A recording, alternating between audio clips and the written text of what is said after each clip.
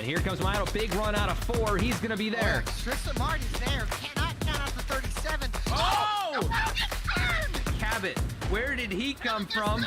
Here comes Swack. A punch from the 33. It's a drag race. The Magic Man wins it at Auto Club.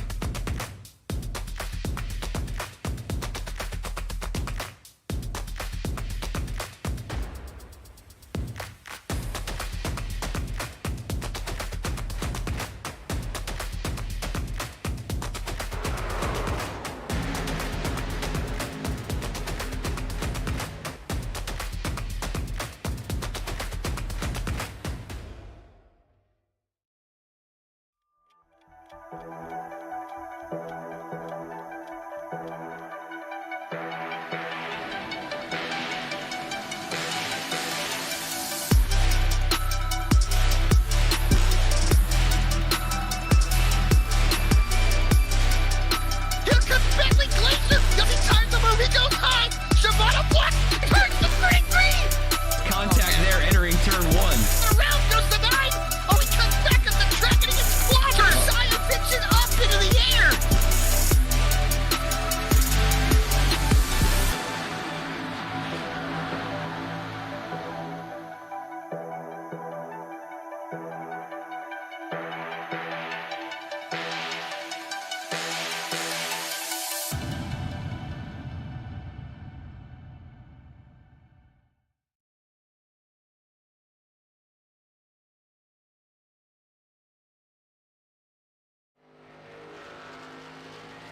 Welcome everybody, BTDY live here tonight at Phoenix Raceway, the Marrtin Sports 150, and I'm trying to get my racing descriptions and stuff to load. The new update on iRacing has broken a lot of things with ATVO, and we're getting through it. But me and Alec Martinez here live in the booth right now, and we're currently watching AJ Stravado get a little bit of extra practice in. Eric Hutton on the pole right now, and we've seen a million different configurations for this place. This track has changed several different times. In fact, changing the location to the start-finish line was the most recent configuration change. It was, and glad to be back here tonight for the BTDY Premier Series. Man, I'm looking forward to this race here into the desert, under the lights here, and I think our first trip to the West Coast this season, and our first short track, or sorry, second short track of the season. Back-to-back short tracks last week at Iowa, where David Schoenhaus got his 3rd win of the season, but now out here west, here at the Phoenix Raceway. And man, like you said, a lot of different configurations here, as you can see in the middle of 1 and 2 here. And if we get to the front stretch here, any of the cameras here, you'll see this long, wide front straightaway. That's going to be a big, big roll. Look at how wide it is on the front stretch, especially where the start-finish line here is. We're on board Adrian Stravado for a 2nd qualifying lap, and I think he's going to probably stop it here. But look at how wide this front stretch is here, and you can see him using the apron. Definitely something that's a staple to Phoenix Raceway, and the only thing that really is, that I would say really stands out compared to any of the racetracks is how much space there is on the front stretch. You're going to see these guys fan out 3, 4, even 5 wide on these restarts, and man, it's going to make crazy for any, if we get especially a late race restart. We're going to see a lot of guys shoot down there to the apron. I heard there is a rule where you cannot pass till you get past that start-finish line to jump onto the apron, but that apron will definitely create some difficult challenges, and it's going to create it's definitely going to create a lot of opportunities to gain track position. And I will say track position will be the name of the game here tonight at the Phoenix Raceway. To pass as they get through the later in the run, this place tightens up quite a bit. You're going to see 3 and 4. What used to be turns 3 and 4, I guess it would be considered 1 and 2 now. This flat part that you see Stravado going through right now, very difficult to pass, and that turn 2 wall will sneak right up on you. It's a good place to make contact with the wall, and then you're going to shoot down into 1 and 2, hard on the brakes, and the Geico restart zone actually in a corner now, so the restarts are going to be a little tricky. And a lot longer pace lap. The way the reconfiguration, you can see how long this backstretch is and how short the front stretch is, at least from getting all the way on to the end, or at least to the end. So, yeah, it's definitely going to make for some interesting racing, and I'm really, really looking forward to it. But I think as qualifying's ending up, and I think they're going through the drivers' meeting right now, I think we should maybe get some words to the sponsors who are supporting us tonight. So while we're doing that, say sit back, relax, get an ice cold beverage, and we'll be back here for the starting lineup, and we'll enjoy the show together. All right, we'll be right back right after this.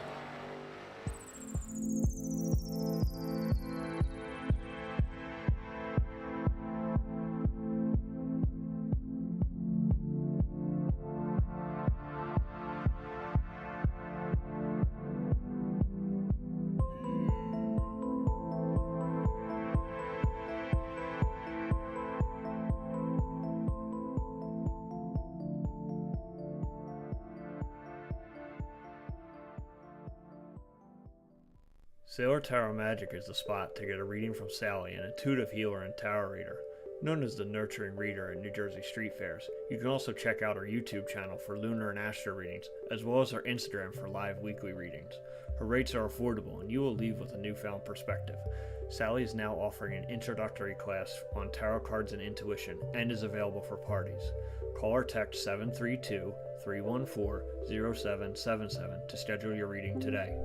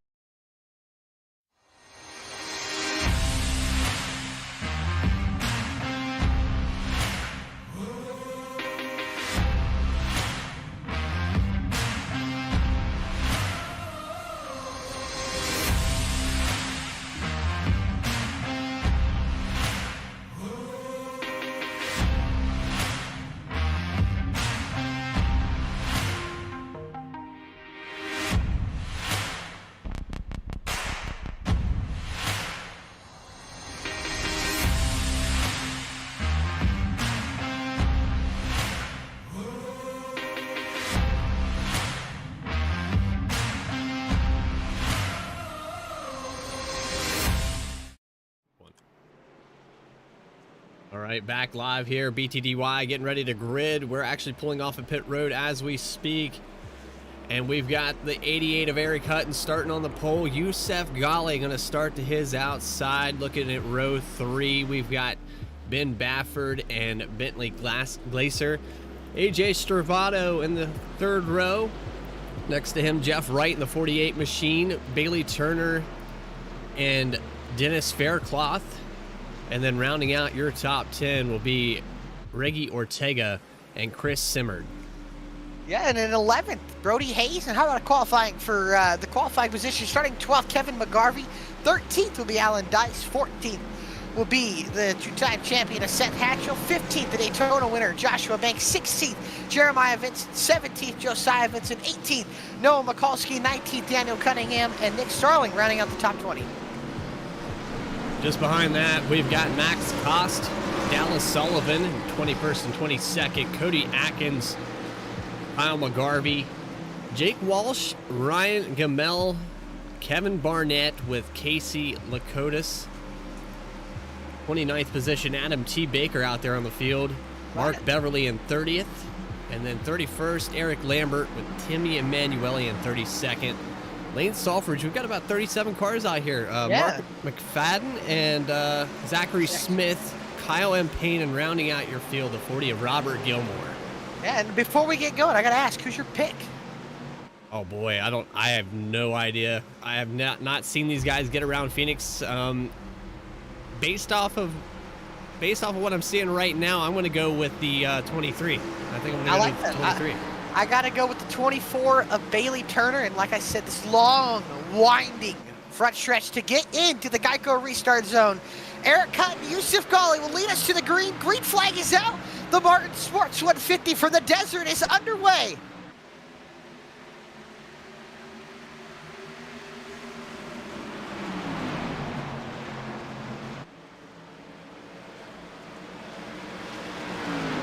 Oh, and the caution has come out, and we got trouble already in turn 1. Robert Gilmore, is that Ryan Gimmel in it? Kevin Barrett, I believe, going away from the scene. I'm not sure what's going on there. These guys stuck inside of each other. I think they're glitched out.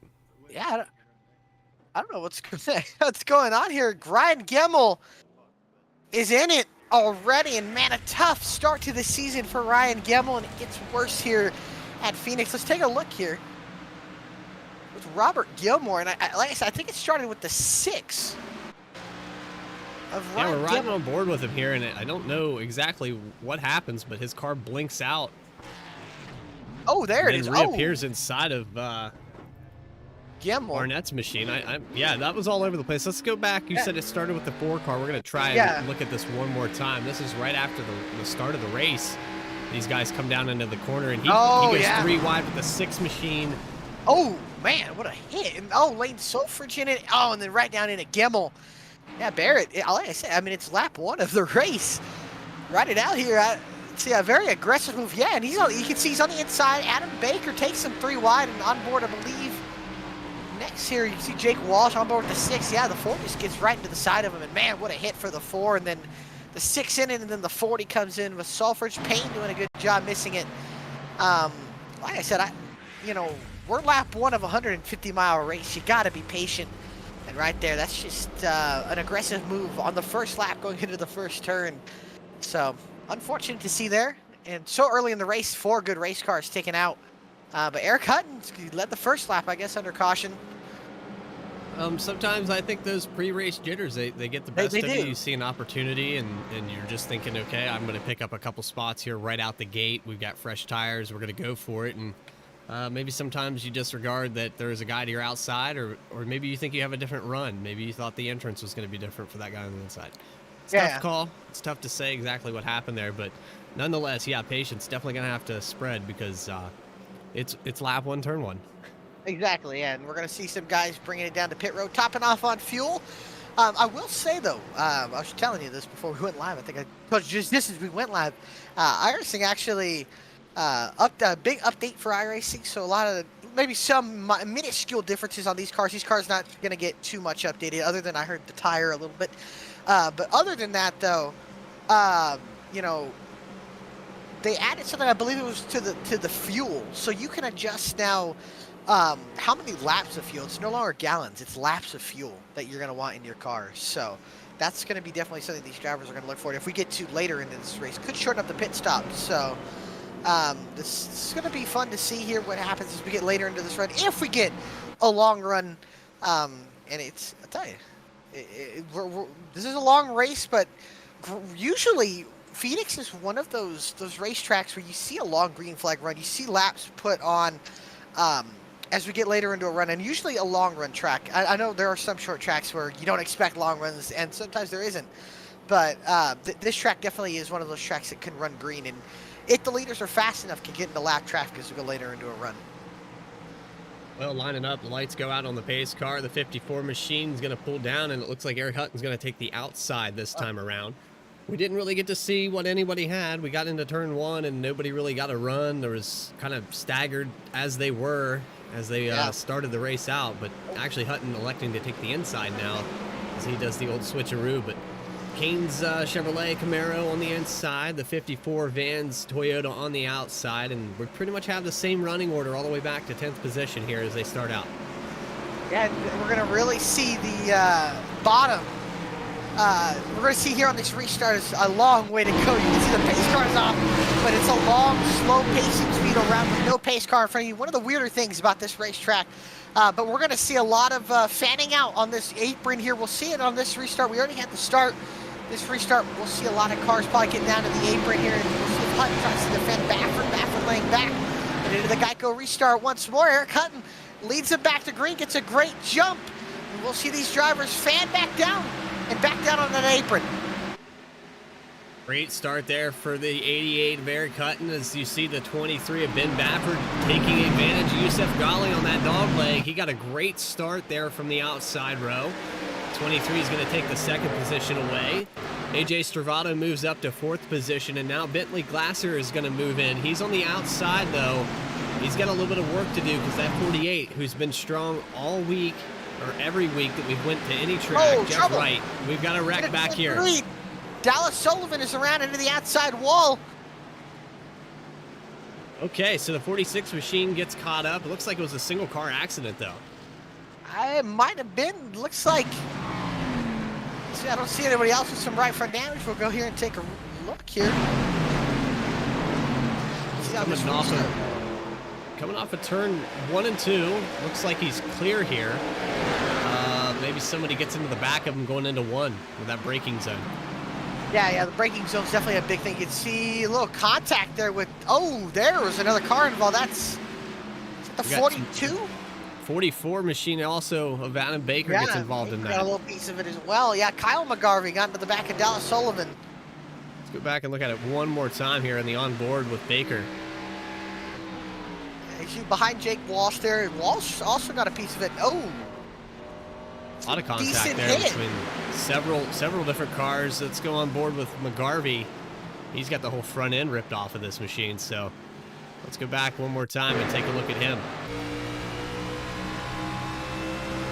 That is he might have had a little help there on the 46. Yep. Yeah, I think definitely he pushed the back. A hard hit.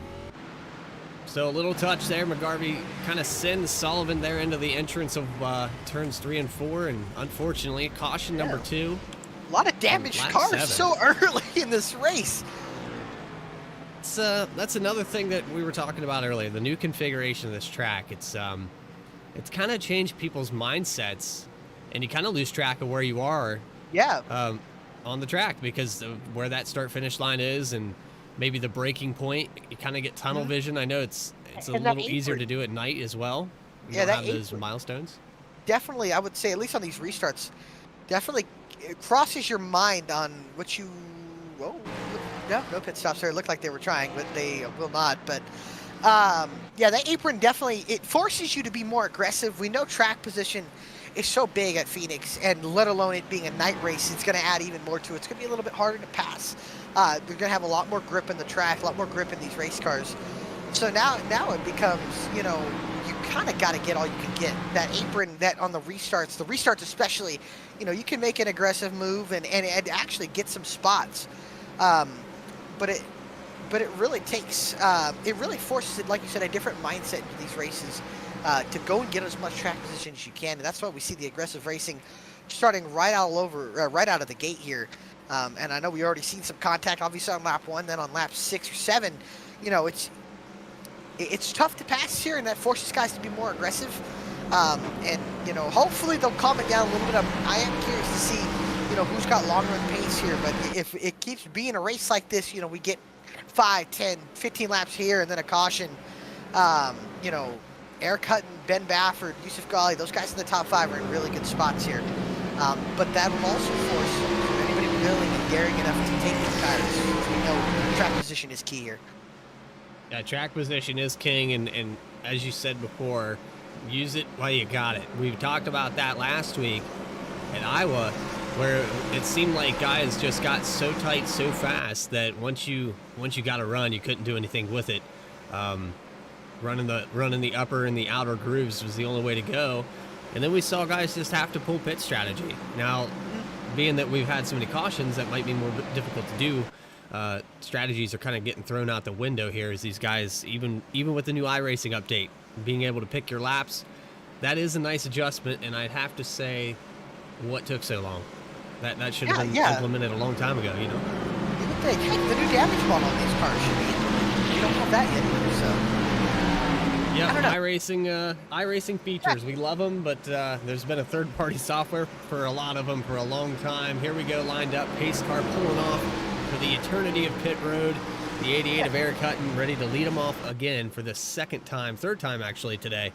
And I don't know, night racing at Phoenix, it's been pretty eventful already. A few cars already involved in some accidents, but we're back at the Geico restart zone. And the 88 machine ready to lead them off. Canes Chevrolet, Geico restart zone, and the green flag is out. We're back live here at Phoenix. Oh, that's a little questionable for Ben Baffert, changing lanes before we got to the start-finish line. He'll slide into second, but everybody else fanning out behind Jeff Wright. Brody Hayes making a little contact. Back here to the 87, we got Glasser now on the inside. Looked like Brody Hayes might have made some contact with the wall just now on the exit as well. I think that was Jeff Wright in the 48 making some contact. He'll slot in line behind Bailey Turner. Jeff Wright side by side, then 3 wide behind them. Alan Dice, McGarvey, Mikulski, Jeremiah Vincent. Look at these guys fan out on the front stretch. Finally, the first green flag lap of the race complete. 3 wide here into the corner. Dice sent underneath by Kyle McGarvin, the 00. It looks like they'll be the first side-by-side battle. Did I say that? Now the hometown kid, or no, I should say hometown kid, but the hometown hero, Reggie Ortega, the 2 out here from Avondale, Arizona. He's running up inside the top 10 in 9th. Then the first battle side-by-side, the 80 Geico machine shining nice and bright with those neon green colors under the lights here at Phoenix. Got a little pressure from Chris Samard. The 80 machine Geico putting the pressure on the back of Reggie Ortega, and he's moving up into the top 10 here for Dennis Faircloth. He started in 8th, so I guess he's kind of lost some positions, but with all the chaos that was going on at the start of this thing, I can't blame him for losing a couple. Yeah, there's so many different ways of making positions up here, and you can see Ortega down to the apron, slams the car down, back up the track. He'll get underneath Bentley Glazer, he'll get by Glazer. Now the 80 car will shuffle into the mix as well, but look at the run that Glazer's able to get, and he'll be able to keep side by side, keep even, and pinning that 2 on that bottom. I might also point out when this track was scanned with the PJ1 resin, whatever you want to call it, a little extra grip up there from the past experiences of NASCAR, putting down that extra grip strip down, and it's starting to show. It's very hard to get by on the bottom. You're seeing that top carry so much more momentum, and then the battle for 3rd raging on. Looks like AJ Stravado able to get by the 54 of Yusuf Ghali. Then it goes down Bailey Turner closing in on the battle with Jeff Wright, but still side by side for the 8th position. Ortega, Glazer, Dennis Faircloth getting a run on them, trying to make it a 3-car battle. Glazer starting to move up the field here, and we saw such a great run at Iowa last week. It was too bad he didn't have the finish to show it. And I tell you what, there's that late caution that just completely mixed up the field. AJ Stravado was able to catch back up to the 20 of Shieldhouse, but after all that contact with the wall, we saw what transpired with the lap cars, and we do have a little contact behind these boys here. Yeah, Jeff Wright looks like he got moved up the racetrack. Brody Hayes able to get by. Bailey Turner going underneath Yusuf Ghali. Wright thinks better of it from going by the 37 of Hayes, but now side by side for the 4th position. Bailey Turner gets by on the white claw. Number 24 machine is now Ghali. Gets a bumper from the back of the 37 of Hayes. That front bumper making a little rear contact with the rear bumper of the 54. Now that moves the 48 of Wright underneath Brody Hayes, but Hayes is going to pinch him as right down on that yellow line. But look at the run Brody Hayes is able to get. Now he'll move side by side with Yusuf Ghali. Here comes Reggie Ortega up into the mix as well. I'll tell you what, Brody Hayes right now looking like a man on a mission, trying to take up that top 5. He gets to the 5th spot. He's gonna set his sights on Bailey Turner now, and I'm watching the 54 of Yusuf Ghali, who started up there on the outside. He's kind of struggling here. This is kind of what we saw at Iowa as well. He started up towards the front and then kind of fell back. He recovers in long run, but these short stints, it seems like he's kind of oversaving the tires a little bit. He really did, and I tell you, if you really want to go at it here, I mean, look at behind Yusuf Ghali, behind Reggie Ortega, you got Glazer, Samard. Oh, contact with the 80 and 50. Oh, it's hard into the outside walls. Joshua Banks, middle of the racetrack. Oh, and he gets hit hard by, is that Max Cost? And looks like Cody Atkins just missed him, but a hard hit for the 35, and that's probably going to end his night with a ton of damage on the Daytona winner there of Joshua Banks. New paint scheme, unfortunately, going to get torn up early here, side by side with Dennis Faircloth, and right there, ooh, oh man, what a hit. And he's just stuck in the middle of the track. Ooh. Koss has nowhere to go. The 81 barely misses this machine. We go back and look at this one more time. I want to go on board with that 81 machine, and look how close this is with Atkins. You can see on board here with the, is that small time? It's a new car. Oh, Atkins Oh, just swerves man. out of the way. It's so close. Close miss there. If I can get a look at that. No, the Duke's Mayo machine. Yeah, I should say. Duke's mayonnaise. I like it. Big out in the south there. That is big. One more time on board here. I want to go on board with Koss here because he got kind of the bad end of this. That front of the machine, Yeah. of the Peeps machine. I believe it says Peeps on it. Is that Pepsi or It is. Peeps? I can't tell. I think that's the Pepsi Ford Mustang. Unfortunate for Max. He was running, I think, inside the top 20 of the incident here. So if we want to go back to that, like I said, there's really, I mean, look how many cars were ahead of him. There's so many cars ahead. He's got to miss. And then there's Joshua Banks, and there's really nowhere for him to go. Yeah, you can't see through these guys. Yeah. These cars are very tough to see through. They really are. And I will say, though, if we want to talk about strategy here at Phoenix, the top 12 stayed out. Your leader, Eric Hutton, stayed out. Ben Baffert all the way to the top 12, but it looks like Noah Mikulski is bringing it back down pit road. A lot of guys brought it into pit road, but some guys, I think Mikulski got a speeding penalty or something. It looks like I think Jeff Wright also got a penalty as well. Well, they could be playing with this new fuel strategy and maybe hit the wrong button. I know that new overlay could be It's confusing. possible. Some guys clicking the wrong buttons, trying to top off, and the Yeah. AutoZone machine back down pit road. You know, it's still early. This could be a recovery. Got the 71 on there as well. Lane Salfridge coming down pit road. So some of these guys might just be taking advantage of this situation, you know. Well, if they're this is going to be a real tall tale sign of if new tires are worth it. I think the first car on new tires is going to be the 37 of Brody Hayes in the VSPEED Chevrolet Camaro. Yusuf Ghali brought it in. I believe Lakatis, Seth Hatchell, Kevin McGarvey all brought it in here. So we'll be able to see how much tire life is. I believe there's only probably 13 or 14 green flag laps on the top 12 tires. So we'll see how they fare. If Brody Hayes is able to, Yusuf Ghali, Brody Hayes, and any of these other guys are able to get through the field quick, I think the next caution will definitely see these leaders try to work with tires. But another thing as well, tire limits are big in this series. I think they only get 5 sets of tires in the pits. So some guys using these tires early, and if they get a long run, these guys are going to be in a good spot if they can pass. I'm looking at the 30. Well, it's labeled as a 35 machine, but I believe it's a 39. It looks like a decal kind of overlaps there. But Yeah. that's a 39 of Emanuele, and what a wicked paint job on that. Nice on the looking side of scheme. that machine. It's Yeah. bright. Very love it. bright. All right, getting set up here 2x2, getting ready to go green flag racing again here at Phoenix. This will be the 4th time for Hutton, and he's done well on every one of those restarts. I don't think Baffert got a penalty. It was a very close call, though. He diving down into the dog leg. But right now, as it sits, no penalties issued, and Eric Hutton going to lead him off one more time. Hopefully we can get a little green flag running here. I want to see these guys wear these tires out, take that PJ1 off the outside. Yeah, it'd be interesting to see here a little big gap between Turner and Baffert. I mean, I'm talking a huge gap. He'll close it up now. But into the Geico restart zone, Eric Hutton back on the gas, back on the loud pedal. And he'll be going down to the apron along with everybody else going out behind him. We'll see how these new tires fare as they're going 3 wide. Ooh, we had a little contact middle of the pack here as Hutton able to get away, but not too much from Baffert. As look at this middle of the pack, this gaggle of race cars stacking up here off of turn 2. 3 wide, Emanuele there. He has topped off with fuel, but he's got a lot of hungry cars behind him with brand new tires. He's the first car in that stint, but yeah, he's definitely under fire big time here. These guys dive bombing him, going to the inside, the outside, wherever they can get him.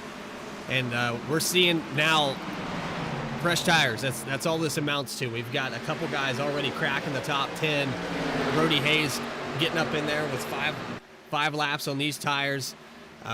You know, I think it's going to be detrimental. I think you're going to see the 37 crack the top 3 here before long if they go green. He's going to need some green flag laps, like you said, but he is moving right now. So is the 54 of Ghali. Seth Hatchell as well, moving up through the field. Jake Walsh, I believe, was also on fresh tires. He's moving up a little bit as well. And I'll tell you who's starting to get some speed is that red Reggie Ortega, the 2 Chevrolet accessories to Chevy Camaro. He's starting to work his way up inside the top 5. He's up into 5th. He's challenging Bailey Turner and back up for the lead. Ben Baffert moves Eric Hutton up the track. And now Eric Hutton able to hold on to the position. But Bailey Turner and AJ Stravato are also starting to close up into this battle. Stravato looking strong right now. Ortega moving down to the bottom. Oh. He got moved up, actually.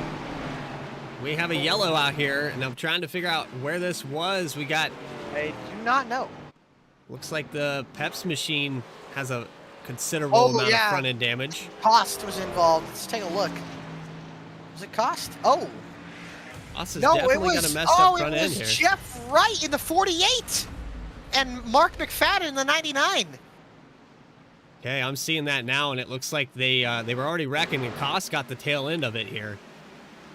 So let's go find the 48 machine. This happens right in front of him. The 99 comes down. They meet right there in the middle, and Cost just has nowhere to go. And nowhere for Cost going. Another penalty for Jeff Wright affecting his race. We talked about last week. He looked like he had the car to beat, got a penalty, and really could never recover from it. And now Jeff Wright gets another pit road penalty. And look at this, involved in an incident early in this race, 29 laps into this race. And let me tell you, the Roval winner has been on the rocky start. He's lucky he didn't get clobbered by Robert Gilmore in the 40. That looked like he was going to hit him pretty hard. And he did a great job keeping it off the wall there on the outside. But like you said, a lot of cars trying to scoot by, and Cost does get into him. But now he's impacted it even more with a penalty. Yeah, and see half the field pitting here. Wow. Leader staying out, Eric Hutton. Ben Baffert brings a whole new brigade into the pits. Baffert, Stravato, Turner, Ortega, Samar, I believe that's Alan Dice as well pitting. Sullivan. So now, I don't know if we're live here on the shot here. But yeah, we're back live right now. We're coming off the pit road. Yeah, sorry, my bad. I'm actually behind. How about that? Yeah, I just the confusion with the cameras. We get all this working at one time. Sometimes it gets a little confusing. But Baffert and we had Emanuele. Looks like Reggie Ortega, Samard, Alan Dice, Casey Licato, Cody Atkins down pit road. So quite a few, pretty much the top 12 that didn't pit on that last stint. This is really gonna shake up the field again. Your leader Eric Hutton stays out on. What's he got? Like, well, from the start, he's got 31 lap tires. Yeah, and probably about 15 of those or 16 green? Under green. Yeah. And Glazer staying out as well, and the Vincent brothers also on the same strategy. And then you got Brody Hayes, who pitted about 9 laps ago, probably has like 5 laps on those tires, where the rest of the field is going to be restarted on freshies. I'll tell you, this is going to really shake it. We talk about strategy. This is really going to shake up the strategy here. Once we get everything cycled out, it's going to be really interesting here. Eric Hutton and Bentley Glazer are going to be in a weird spot here with being the top 2 cars on old tires. And it looked like Brody Hayes on that last run had some good speed. So, yeah, Brody Hayes, like I said, was going to go up into the top 3 if they stay green. He ends up in the top 3 anyway because a lot of guys pit, and just kind of, I guess, product of the situation. He's got a lot of cushion behind him with the older second stint tires, and I think he'll be okay to get up here and maybe pass through the lead and make a run at it and lead some laps. I think that'll balance out before these guys that just pitted actually make it to the top 10. Yeah, we're definitely gonna have some new faces up at the front here. So this is gonna be interesting. Like we said, a lot of different tire strategies going on here, and that's what happens when you have a little amount of sets, a lot of cautions to start off the race. What are we up to, 5 cautions already? As the race recap goes right now, 2 lead changes, 4 cautions so far. And Eric Hutton's going to lead them off for the 5th time today. I foresee it's settling down a little bit here. We'll see. Yeah, they're going to be in a bad spot if this race settles down. They might need a quick caution to keep their strategies of having track position alive. But the pace car has pulled off. You can see it off to the left here in pit road. Eric Hutton, a long pace lap here to get to the Geico restart zone. He and Bentley Glazer on the tires. They started on the rest of the field on fresh tires into the Geico restart zone. Green flag back into the air. The 88 machine gets a great start. Behind him, Hayes able to clear around the 87 as well as Hatchell.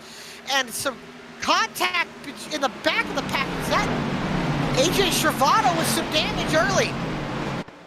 Travato does get touched a little bit. The 33, he's going to have to work through some traffic as we go back here and look at him. He's got some damage right in the center. Looks like maybe as they came down into turn 1, being that deep in the field. And I think Reggie Ortega hit him. Ortega with a crinkled in front end. Now up at the front of the pack. Eric Hutton able to keep the lead for 1 lap as they spread out in the middle of the pack. But now Brody Hayes with, I would say, 16-lap green fresher tires as the caution back out again. And a big wreck on the front stretch as that Cost caught up in it as well. Dennis Faircloth is in it, and Chris Samard is in it as well. Max Cost involved in a 3rd accident. Dennis Faircloth electing to tow to pit road. That was a big crash. It looked like we had 6 or 7 cars involved in that one. Let's take a look here. See, 3 Coming, wide. This is a lot of cars right here. And, Oh. oh man. Oh, what a hit for Faircloth, and then he comes back up the track. Oh, and wow, Cost with a hard hit to the outside and a tank slapper into the 80. Nowhere to go for Cost yet again. You just see the wreck happen and all these guys fanning out. There's just nowhere to go. Yeah, and it looks poor Kyle. It's like Kyle Payton was holding his line. It looked like they kind of just bounced up into him here, and you could see Cost locked it up. there. Yeah. Just nowhere to go. And we had 3 different guys involved in this. The 77 of Chris Samard. And did I get his name right this time? Is it Simard or Samard? Samard. Chris Samard. Samard. Yeah, I told myself mental note that I was going to get that right, and I think I butchered it already. I think who was a Mayato, but he's not even in the race today, unfortunately. So we're missing Keith. I know he'd be fast if he was out here. Same with David Shieldhouse. But yeah, this is gonna really hurt Samard in points. I think he was in the well, there is no chase this year, but he was inside the top 15 in points. So. The guy that's really hurting here tonight is Max Cost. He's just been beat up every single accident that we've had tonight. He's been involved with it, and yeah, unfortunate for the 63, but he's still fighting. He's still out there and trying to salvage the day. I know that from a driver's perspective, how frustrating it can be to be out here lap after lap, just feeling sluggish and the car's all beat up, but you stay out there and you keep fighting, and that's what wins championships. So don't count them out of it. It really is, and that's honestly not even championships. It just improves you as a driver. You know, you're going to have days where you're going to get caught up in incidents, and it's just about how well. And sometimes I've seen guys be in incidents all day, and with the way this race is turning out, it might just be a race of attrition. Well, who knows? You know, we get a late race restart, we get a big wreck, you miss it, you might be able to salvage a top 15 out of it. But it's a long race, don't get me wrong. You know, you just got to salvage these kind of days and points. Points is the name of the game. So just got to stick with it when you get into these incidents here. So I'll tell you, this track looks pretty wild under the lights. This blue wall is really popular, especially at nighttime. And our overhead shot in the middle of the desert. So been in this track once. It's out there, but it's in Avondale, Arizona. It's out there. Nice, very nice facility. Haven't been there since they renovated. Very nice. I wanted to see the hill there. Be up on there with the stands and the people park up there. That was always neat to me that they just kind of had that automatic grandstand built for by Mother Nature. So cool. It's so cool. I love this track. It's very nice. Like I said, got to be out there with the new grandstand renovations and all that. But what do they call it? Rattlesnake Hill. I don't know if I really want to. I don't really know if I would want to be out there. I'm not a huge snake kind of guy, so if I saw one, I'd probably scream like a girl or like a little girl. So, yeah, those snakes. Not a fan of snakes, and sorry to any people that are big reptile fans, but it's not my cup of tea, as they say. So, as the pace car lights have gone off here, I believe we might be behind you because they are double filed. No, they are double filed right now. Oh, yeah, I need to catch up. Yeah. There we go. Hey, look at that. Yep, these replays and all these buttons. We're getting through it together. Eric Hutton able to hold on for another one as that caution comes out just before I believe Brody Hayes was getting ready to pass him. And here we go. Pace car's off, lined up again. Geico restart zone. 88 machine going to get a jump here, but I don't think it's going to last for very long. Is that 37? Big jump there for the 88. And Eric Hutton has been lights out on research. Oh, trouble mid-pack. Bailey Turner slams the back of Mikulski. And is that the 14 of was that Cunningham as well? Got a piece of it. All these guys fanning out. Look at the guys fanning out on the apron. 3-4 wide. Up at the front, though, Josiah Vincent, Bentley Glazer going at it. Glazer on older tires side by side. But here comes Brody Hayes for the lead. Trying to be the only other car to lead a lap underneath Eric Hutton. Hutton on 30-lap old tires. Can't stick it with it. Give Brody Hayes the lead. Here comes Seth Hatchell in the 8 down to the inside. Hatchell on the same stint as the 37 of Hayes, and he's going to run the bottom here in 3 and 4. He's probably going to get the run on Hutton. I don't think that Hutton's going to be able to hold that, but he does. He does keep a nose in there for just a second. And these guys brushing the wall. A little contact back there to the 24. I believe that was the 24. Yeah, it looked like, oh no, it looked like the 26 of, who's that, Jake Walsh in the 26. Now 4 wide on the front stretch. Ben Bafford, Adam Baker. Baker gets shoved up the racetrack, hit back out. Bafford does now. There's contact with McGarvey and Starling. Walsh on the inside, 3 wide off of turn number 2. Walsh drifts up the racetrack, makes a little more contact with Starling. They make the 7 and Starling is inside wall. Oh, and he's gonna just get hit, I think. Oh, and he does. Costa's in it again. again.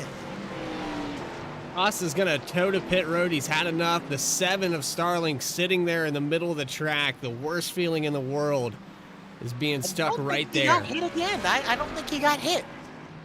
It's miraculous how these guys were able to miss him. Take a replay there. 3 wide racing aggressiveness as we're almost a third into this race. That's the 6th caution of the night here, and we'll take a look. 3 wide racing here at Phoenix. You can see they just make some contact between that was a 26 machine. Oh, man. I think that's a similar issue with Costa with the way the brakes rear to the rear there and just gets spun. Let's go on board here with Costa. I want to go back and just get an idea of what happened here. This thing locks up pretty hard. I think he's got a lot of rear brake bias to the back of that 63 Ford Mustang. You can see he locks up there and gets into the rear and a hard hit down to the inside wall. One of those nights, unfortunately, for Max Costa. And I want to take a look here at what happened between Starling and Walsh. Again, like we said, 3 wide there.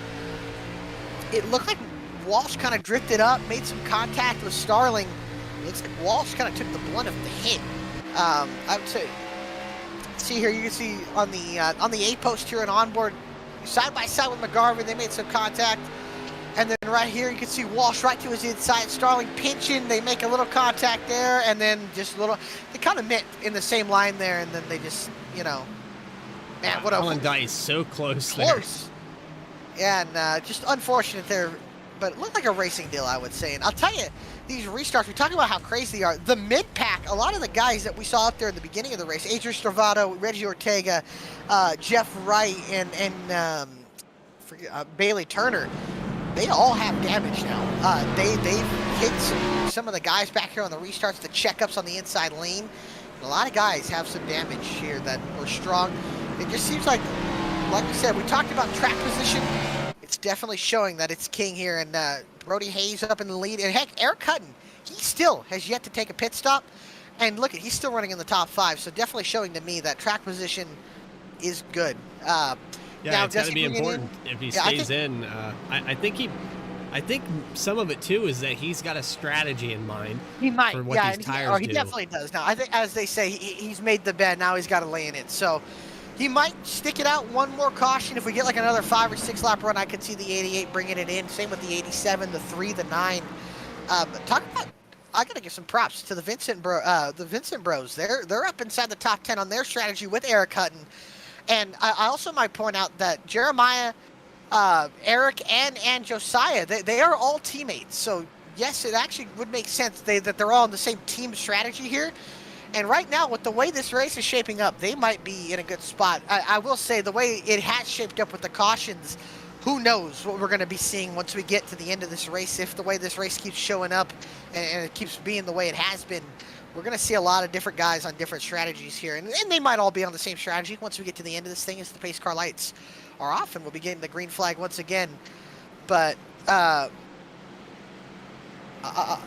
tell you, this is going to shape up to be quite the battle. And might I point out, everybody in this top 5 has yet to win a race. I know we're only 4 races into the season, but heck, we got heck, I think the whole top 10. Oh, well, actually, top 9 if we exclude. Well, I'll give you this: the right. top 10 statistically have all led laps during this season. They've all been I know, yeah. up there at one point. Some of these guys starting on the pole. Yusuf Ghali led some laps, started on the pole at the Roval.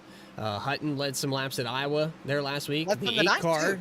of Seth Hatchell was leading some laps there at the very end, and Yeah. the 20 was able to get around him. So, yeah, these guys are all due for one. They keep finishing where they are. They're in the right place. They just got to have the right time.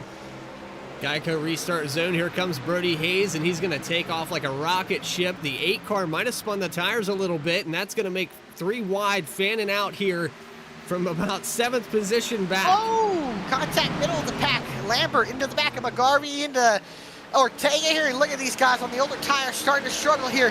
Adam Baker thinking about taking it 3 wide. He'll get doored. But Ben Baffert, looks like Mikulski taps the outside wall. Bailey Turner fans out to the inside. AJ Stravano fans out 3, 4 wide here. They'll go back onto the front stretch. Brody Hayes able to get away. But look at these guys, mid-pack going all crazy right. Baffert, Turner, all the way down to the inside wall at practically 3 wide with Jeremiah and Josiah Vincent. They'll get back in line side by side on board. Now with the 23, you can see Jeff Wright fading away in that 48, that outside line carrying so much more momentum. Baffert thinking about taking it 3. He'll tuck in behind the 9. Adam Baker now goes up to the outside of the 9. He'll try to take away what's going to be the 7th position. Ben Baffert will go down to the apron once again. Just Jeremiah Vincent blocked, but Baffert underneath. 3 wide going into turn 1. Baffert, Vincent, Baker, Baffert. Door exit right out of the way. Moves Vincent up. Now he's 3 wide with Mikulski and Jeff Wright. Looks like they're going to make a little bit of contact. Vincent has to back out of it. Oh, there's contact with Jeff Wright. Wright able to save it. And now they're 3 wide again. 3 wide all the way through from about 7th position back to 10th position. It just continuous. And these guys falling out, moving up. The 23 moves the 9 of Vincent out of the way. He falls back to about the 10th spot, and then Wright gets moved back. He falls back to the 11th position. So just a domino effect of 3 wide all the way through this field. And we've got contact with the outside wall. Ben Baffert just clips it there. Maybe the 10 of Michalski also clipping it. Yeah, Mikulski he took a nice pop to the outside wall. Adam Baker looks like he lost the nose underneath the 3, lost all the side force, got arrow tight, had his check up, and then Ben Baffert tapped the back into him, and then it's like Mikulski hit the wall there. But now these guys side by side. Josiah Vincent is doing a phenomenal job holding off these guys. I'll tell you, that track was, Adam Baker up into the outside wall, side by side with Baffert. Now he's got some damage. And these guys really struggling on grip now. This is probably the longest run we've gotten all night. Baffert with the freshest tires up inside the top 10. His teammate Bailey Turner underneath Adam Baker. Jeff Wright following suit behind the 24. But the 3, the 88, the 87 doing a phenomenal job. As I can tell you, Bentley Glazer was able to get by Eric Hutton, but Eric Hutton crossing him over for the 4th position. These guys, the oldest tires in the field, they're hanging on inside the top 5. Ben Baffert and Josiah Vincent going on at it behind them. That is for the 5th position here. The 6th position. You can see inside the race car from Bentley Glazer. Eric Hutton uses that apron. They shoot back up the racetrack. Like I said, really, really hard to pass here. You can tell Hutton struggling on that bottom. Bentley able to keep that momentum riding up on the outside. Josiah Vincent doing the same thing, holding off Ben Baffert, who's got older tires here on this car, or fresher tires on this car. It's incredible that the outside line is that powerful. The grip up there, it's working so well for 30-plus older tires on these guys. And Eric Hutton still in the top 5 for this long. That's incredible drive right there. And it tells you how good that 88 car is. I think he might have the best car in the field here. As you can see side by side for the 7th or the 8th position, Adam Baker holding off Bailey Turner. 24 of Turner going to the inside, and I think he's losing ground. I think that outside line is just a little bit quicker on the exit. But as I say that, he dives down to the bottom in the entrance of 3 and 4. Now down all the way at the bottom of the dog leg.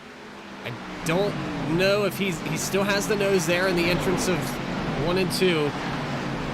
Adam Baker right now holding it out on the outside. He has a little bit of right side damage from tagging that wall. But the 24 also has a little nose damage. So these guys, I guess, are about even as far as tires go. They're on the about 10 lap difference. Yeah, and a shout out to the 10 AutoZone machine of Noah Mikulski having his probably career, I would say his career best run since I think Daytona. Running inside the top 10 as now Baker shoots down to the inside of Josiah Vincent. It's going to get tight here. He's going to lose that side force. What is Bailey Turner trying to do here? Turner got right up on the bumper, and he's going to kind of sit back a little bit. I think he's trying to weigh who's going to pass who. Oh, what a send! He's going to drift up. They're going to make some contact. Oh, Baker's got to be careful here. Now Turner's going to go down to the inside here. That's going to allow Mikulski and Stravato to show back up here. The Italian Stallion inside the top 10 here in that Waste Management 33 machine. Back up here, Eric Hutton trying to hold off the 23 of Ben Baffert, and Baffert gets down to the inside. The Stravato back there hopping around a little bit as he saw some contact maybe with the outside wall for the 10 again. Yeah, might have point out, Ben Baffert and Eric Hutton had a little scuffle last week at Iowa. We talked about, remember, Baffert almost turned Eric Hutton. They were able to save it. Hutton wasn't too happy, and Baffert wasn't too happy with Hutton chiming back at him. And Eric Hutton and Ben Baffert have gotten into it. And heck, Baffert even moved him earlier today, and he was able he wasn't able to get by. I think he let Eric go, but it looks like Baffert now able to get by for the 5th position. He's got 4 cars ahead of him, but man, they are way ahead. Baffert 2.2 seconds behind the leader, Brody Hayes in the 37. And AJ Stravato able to be underneath Adam Baker. He'll shoot up the racetrack. He'll clear Baker. Stravato up into the 9th position. Bailey Turner was also able to get by. He's moved up into the 8th position. And how about the 10 of Noah Mikulski battling inside the top 10, battling Baker for 10th. Reggie Ortega starting to close up on this battle as well. He's got fresh tires along with Stravato and Bailey Turner. Jeff Wright following behind him, and then behind, you can see our cameras on the 39, Timmy Emanuele in that bright colored 39 machine. And now under pressure from Eric Lambert in the 19 Simulators Anonymous Toyota Supra. Casey Lakatos in the Sim TV car. He's there. Nick Starling, who was involved in that last caution, rallying back up inside the top 20. Starling having a good recovery, and we got a little contact with the wall right there as Alan Dice clipped it on the exit, and he's going to fall back to the 20th position now. Kevin McGarvey working the outside, but yeah, how about Starling coming back? Good recovery here. Found himself completely sideways in the back straightaway, and now here he is back up in the top 20. And something else that I noticed, just outside this top 10, we've got guys that are, 35, 36 laps in their tires, but then we have guys that have 60, 70 laps in their stint. Josiah Vincent, Eric Hutton still on the track. Well, how about Bentley Glazer in the 87? Yeah, he's battling out there. He's battling with the top 3. He's got the oldest tires in the field with Hutton and the Vincent brothers. And look at where he's at. He's only he's not even a second behind the leader. Exactly. 8 tenths behind the leader. He's got insane. Some speed in that 87 car. The Clash winner, trying to get his first official career win here at the Phoenix Raceway. Let me tell you, that 87's got some good speed in that Chevy Camaro. I'll tell you, the top 4 all Chevy, or sorry, I shouldn't say that. 3 of the top 5 are Chevy Camaros.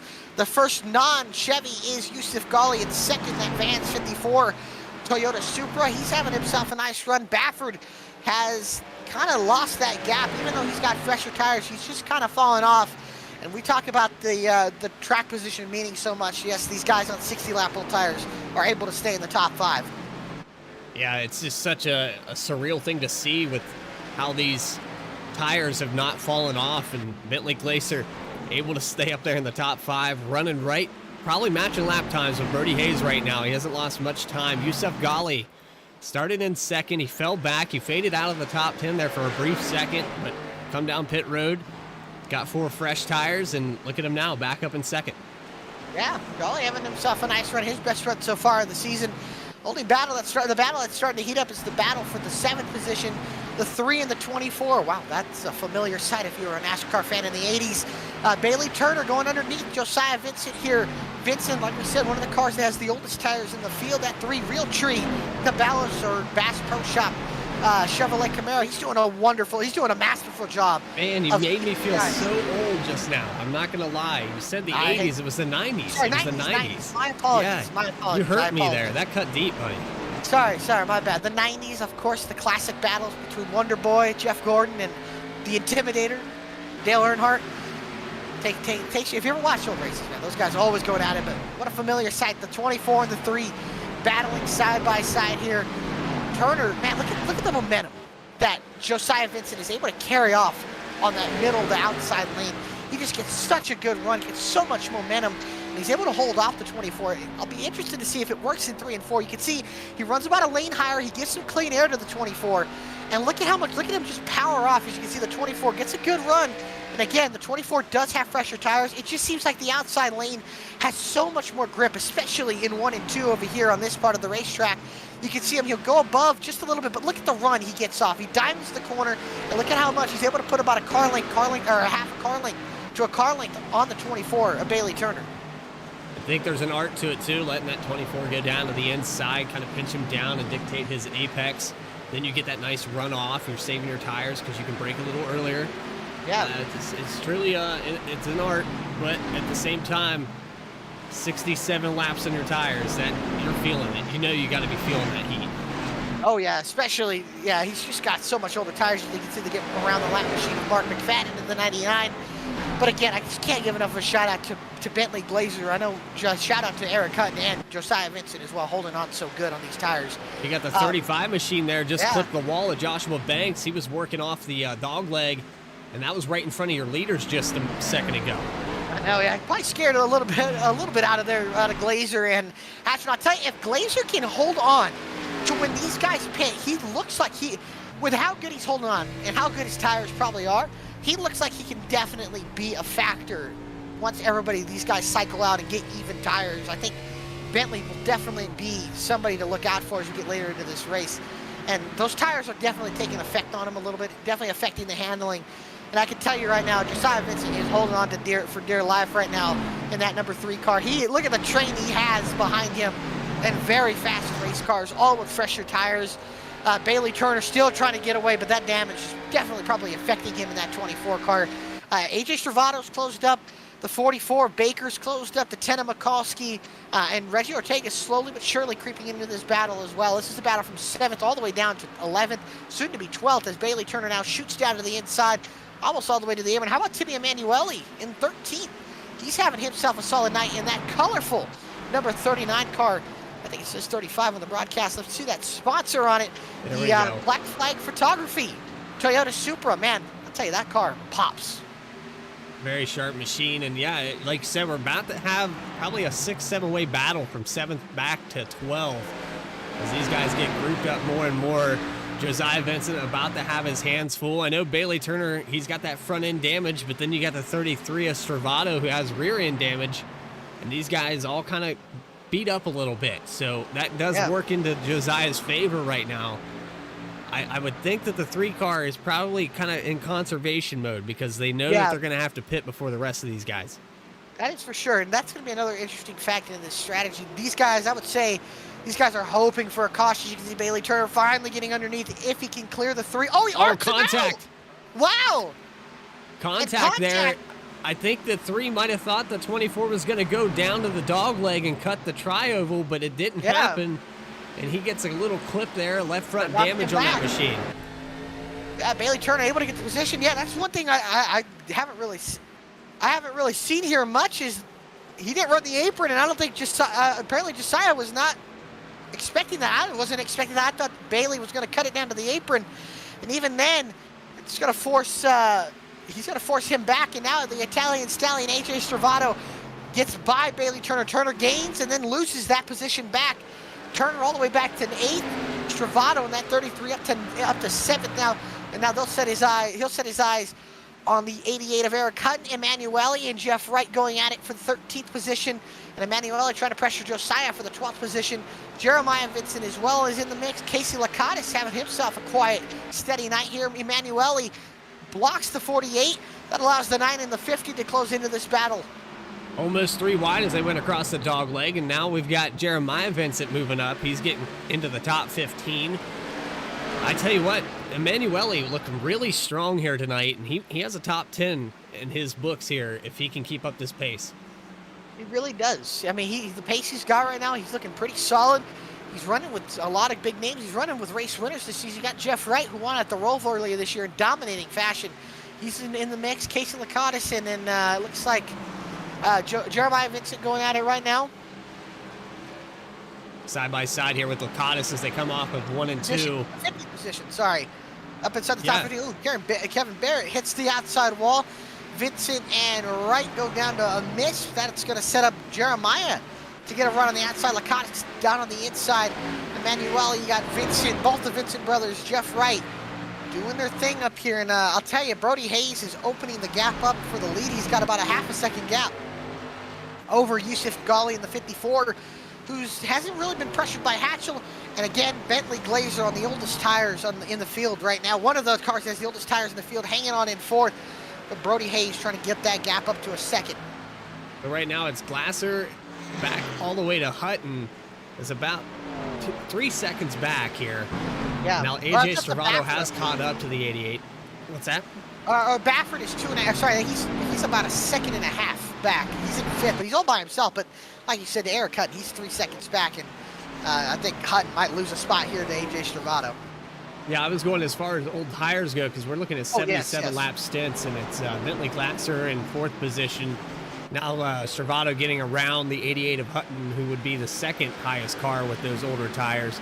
And then we have to go back to Josiah Vincent in 13th, and unfortunately he fell back there with that little clip on the 24 of Turner. A little brush with the wall there. These guys have been doing that all night, kind of kicking up that concrete. They really have, and that composite body is trying to do its job of holding the fenders in. They crinkle a little bit as, Josiah loose on the corner. That allows Emanuele to get underneath it. He'll try to take the position, but I don't think he will. And it sounds like pit stops beginning here on lap 80. Yusuf Ghali and Bentley Glazer in the 87, the first ones to bring it on. Green flag pit stops. I can't believe I'm saying that. It looked like we might not even get a chance at green flag pit stops early in this race. Now, after a 45 lap run, these guys pitting in here. Josiah Vincent in as well. Yusuf Ghali's probably going to start, or Yusuf Ghali and Bailey Turner are probably going to, Bentley Glazer and Yusuf Ghali are probably going to start the cycle of pitting. Eric Hutton sounds like he's bringing it in. Brody Hayes staying out another lap. It looks like the top 3 are going to stay out here. Eric Hutton, though, going to bring it into that Canes Chevrolet Camaro. He brings it into pit road to the attention of his crew, a long, winding pit road. They're right now hoping for no caution. And it looks like, if I'm looking at the time here, you will at least lose 1 lap on pit road here just from getting into pit road. Bentley Glazer, Yusuf Ghali going to be battling out of pit road. It looks like Glazer might get the position. He will out of pit road. Now these guys are going to merge. How about Bentley Glazer in the 87? Getting up, but look at all the traffic ahead of him. We've got a ton of traffic and some guys navigating pit road, but Glazer able to get around the 54, and now that clock's ticking for the 37 machine. The longer he stays out, the longer these guys have time to catch up to him and possibly take that lead away. He did stretch the lead out for, a solid 7/8 of a second, but Glasser is going to be reckoned with here. Yeah, what's going to hurt Glazer is him and Ghali. They both are in the middle of this battle here, and these guys got to be careful not to get into anybody and get any incidents. But I just saw Yusuf Ghali make a pass on the apron in the middle of 1 and 2, getting by Bailey Turner and Adam Baker here. And look at how far Glazer's been able to get a gap on Ghali here. Glazer definitely looks like he has one of the fastest race cars on the racetrack right now. Again, Brody Hayes has yet to pit. Neither has Seth Hatchell or Ben Baffert. They're going to be having, and again, Glazer had to pit early. He had so many laps on that fuel tank. Now he's got to get as much time as he can and get a gap over Brody Hayes. I know Hayes is going to have a lot extra laps here on those tires. So Jeremiah Vincent's going to bring it down pit road now, and he's one of the other guys that was on those older stint tires. Looks like Noah Mikowski also brought it in as well. He's back out on the racetrack on fresh tires as well. All right, so Jeremiah Vincent down pit road. Mikowski's back out on the track. Eric Hutton back out on the track, and they're running about 15th through 17th Hutton in the 21st spot. Yusef Ghali in 18th. Glacier in 17th. So we're cycling through. I'd say Glacier is probably going to be the top guy after they cycle out. The question is, when Brody Hayes pits, how far is he going to be back? And how much time, I mean, he's going to have a few laps running down, but how much time is he going to gain on fresh tires compared to Glacier? So far, Glacier has 4-lap fresh tires, and if I had to be honest, he has 60-lap fresher tires than Brody Hayes, the leader. The question is, how much time will Glacier and Ghali be able to gain? As you can see, he's going to get held up behind the lap car. Yep, he had to move him kind of out of the way, and he got right up on that bumper. I don't think he touched him, but yeah, the 99 who was been struggling here tonight. That's Mark McFadden, just got up out of the way. No harm, no foul there, but Glacier is trying to run away from Yusef Ghali, who is actually closing that gap a little bit. He really is.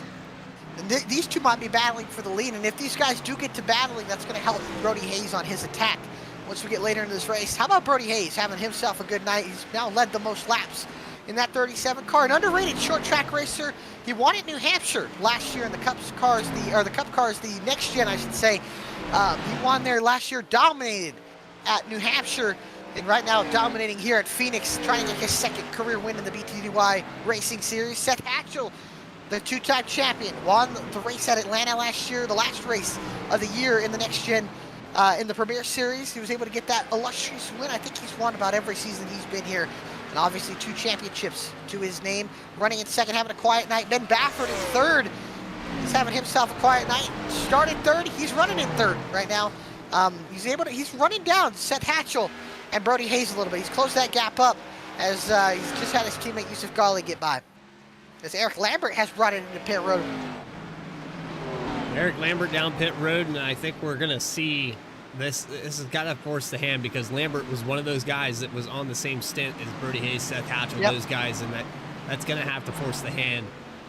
The 37 probably going to bring it down pit road this time by. Nope, he's going to keep on going. Caution on the racetrack, and this is going to change everything. Oh, and it's Kevin Barrett is around on the backstretch in the 4 leaf filter gunner protection machine. He'll get it turned around, and boy, does this flip this race on its head, because Bentley Glacier, Eric Hutton, Yusef Ghali, all trapped a lap down. I think they're going to be okay. I think we're going to have some of these guys that cycle and then the wave around, but that does still benefit Brody Hayes, Seth Hatchell big time. Exactly, a ton of track position is going to be lost. Let's take a look what happened to Kevin Barrett in the number 4. Looks like he's coming off pit road with fresh tires here. He comes through turns 1 and 2, and the thing just snaps loose on him on the exit. Yeah, he's got cold tires here, and you can see he's all by himself, and yeah, he just gets loose there, and oh, what a hit. And a hard hit right in front of Jeremiah Vincent, and the caution comes out. Unfortunate there, unfortunate tough night after getting involved in the first lap wreck, as the field has brought it to pit road, at least the top 14 have. That allows Bentley Glacier to get the lucky dog. He will be the recipient of the lucky dog. Yusef Ghali and the rest of the field will have to take the wave around. As you can see, a hard hit for the 4 of Kevin Barrett. And up at the front here, pit stops underway. Ben Baffert getting service to his Nexus Esports Toyota Supra. Brody Hayes able to get out of pit road here. We'll see the race off of pit road. Hayes gets out first. Travato able to jump up into second. A good pit stop from the 33 crew. Then Hatchell, Baker, Baffert's thing in pit road. I don't know what happened here. I believe a speeding penalty for the 23. Speeding? Yeah, I think he got a speeding penalty, so he's stuck in a hold right now. Oh, no, I think he's good. He's good. I think he just got some damage fixed. I don't know what he was doing. I think he got some damage fixed, and he'll get out behind the 81 of Cody Atkins. Like we said, Bentley Glacier able to get the lucky dog. But unfortunate events there that occurred for the 54, the 88, the 3, the 10, the 5, the 9. All those guys trapped 1 lap down.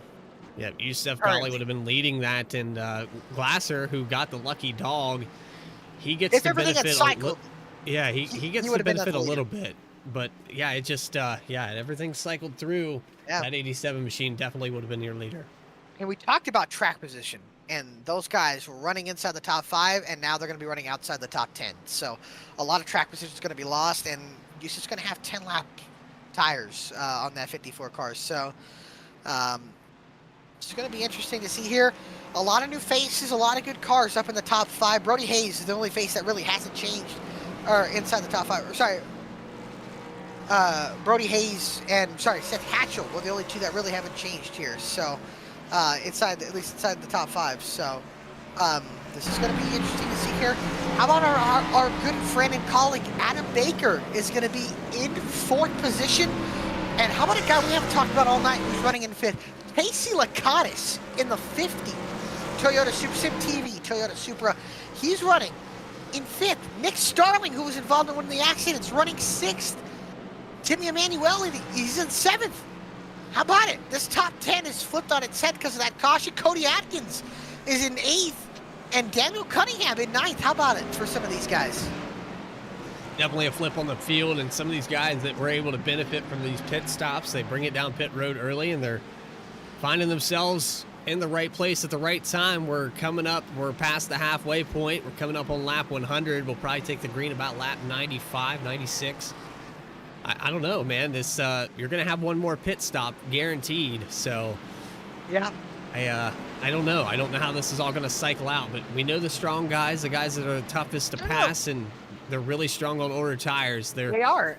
Deep in the field. They were able to go about 70-something laps on tires, so I don't know if that's going to be fuel or tires. I know they had a lot of caution laps to save, so we'll see here as the field will go under the hand of Brody Hayes in the 37 VSPEED Chevrolet Camaro. To his outside, the Italian stallion AJ Stravato, and then the 2 VSPEED cars behind him. Green flag back out of the air, back underway, under the lights. In the desert at Phoenix, Seth Hatchell, a great start. He'll look underneath his teammate, side by side for second. Hayes gets out in front. Atkins 3 wide back here in the middle of the pack, and it just looked like a catastrophe was about to happen there. Atkins able to pull out and avoid that, but they're still very loose there as they come off of turn 1 and 2. Atkins looks like he has his hands full with that machine. Yes, he does, and a lot of guys have their hands full, but up at the front, inside the top 5, Ben Bafford shoots down to the apron underneath Adam Baker, and for the lead, Seth Hatchell peeking the nose underneath the 37, not going to be able to get there. The top 5 under a blanket. Ben Bafford gets by the 44 of Baker. Here comes AJ Stravato on the bumper of the 8. Gave him a little bit of a shot off into the middle of 1 and 2. What can Hatchell do to try to get up and pass his teammate? He gets right to the back bumper of the 37. He'll poke the nose low. Will he be able to get under him is the question. He looks low, but he's not going to go for the move yet. He'll peek in, but he'll tuck in behind his teammate. He'll shoot up to the outside, and it looks like Hayes gives him a bunch of dirty air on the nose. It looks like he'll be able to try to get underneath, but he'll lose the nose in the wake. Right on board here with the 8 of Hatchell as you see him dive down into the corners, and that dirty air is not helping this machine at all. It's tight as it is. Hatchell's going to have to get a run and plan this perfectly as you see the momentum start to gain up here as they go into 1 and 2. Can he get to the outside? I think that's going to be the preferred line as he has to tuck back in down to the bottom of the track. Very low line here. 3 wide. 3 and 4. 3 wide behind him. 3 wide between Starling he was almost the meat and the sandwich there between Jeff Wright and Bailey Turner. They'll poke back in line. Turner to the outside. He'll get by Starling. Now the 48 trying to get by the 7 of Nick Starling. Starling still well inside the top 10. Ahead of Casey Lakatis, Timmy Emanuele's teammate. And it looks like Reggie Ortega, the first car outside the top 10. Bentley Glazer starting his tear. He gets underneath Atkins, moves up to 12th. But up at the front, Brody Hayes hanging strong. His teammate still with him as they're side by side. I believe that's for the 7th position. Give it to Jeff Wright, getting past the 7 of Starling. And up at the front, single file all the way inside the top 10 until we get to the 10th position. Emanuele, he makes contact with Ortega. And they save it. Ortega muscles his way around the 39. With Ortega into the top 10. And now up at the front, everybody nice and orderly single file. Yusuf Ghali up in 14th, but he's the first car on the oldest tires. And it looks like he'll get by the lap machine of Chris Samard. And now Daniel Cunningham having a quiet night inside the top 15, running in the 15th position. And now up at the front, I'll tell you, Seth Hatchell, he's keeping in touch with the 37. The question is, are they pushing their tires too hard? I don't know. I mean, it's hard to gauge right now, and based off of everyone up here in this top 10 having fresh tires, and we were looking at Yusuf Ghali, who has the oldest up there. Ghali being the wave around he led those guys back around. Daniel Cunningham being a part of that as well. Eric Hutton. These guys are, I guess what you could say, they're kind of out of luck right now. They kind of need a caution to recycle this, but they don't want it too early. I think if the caution comes out lap 120, 125, then everyone pits. They're all on the level playing field again. Yeah, absolutely. I think these guys are, a lot of these guys are definitely needing cautions. Adam Baker now going down to the inside, or peek the nose at least, to Ben Baffert. Wasn't able to do it here. Now the question is, will there be a caution? I know a lot of these guys are hoping for a caution, but now this field getting strung out. And we know here at Phoenix, long runs tend to be the case here. You can see Josiah Vincent, Alan Dice going at it. It's for the 19th position. Dice able to get by. Top five. Josiah was one of those guys that stayed out the longest, and I'm really surprised to see it. Looks like he's just got a long run car and maybe conserving the tires. You know, there's a handful of guys in here that have been doing that all night. Bentley Glaser has been one of those guys, and he's working on getting back into the top 10 here. So yeah, he might be one of those cars that elects to come down and take 2 tires like you were talking about at the start of this race. Absolutely, and we can see up here inside the top 10, Casey Lakatos, Nick Starling going at it for the 8th position. Looks like these two having a good run inside the top 10. Both of them, I think, running inside the top 10 here. This is the battle for the 8th position. Ortega now up in the 9th position, or the 10th position, looking for the 9th position on Casey Lakatos. This is about the closest battle here. Is Lakatos gets a nice run off of turn number 4. He'll poke down to the inside. He'll shoot back up down from the apron, and now side by side with Nick Starling here. These guys going to get tight here. He's got to be really careful losing all that side force. He's going to push up the racetrack there. He'll lose the nose, and that allows Ortega now to get a run, and he'll go to the outside of the 50. Touching that apron to try to get it to rotate, and that was clever, but it didn't quite work. And these tires, they're just not very forgiving here at Phoenix anymore.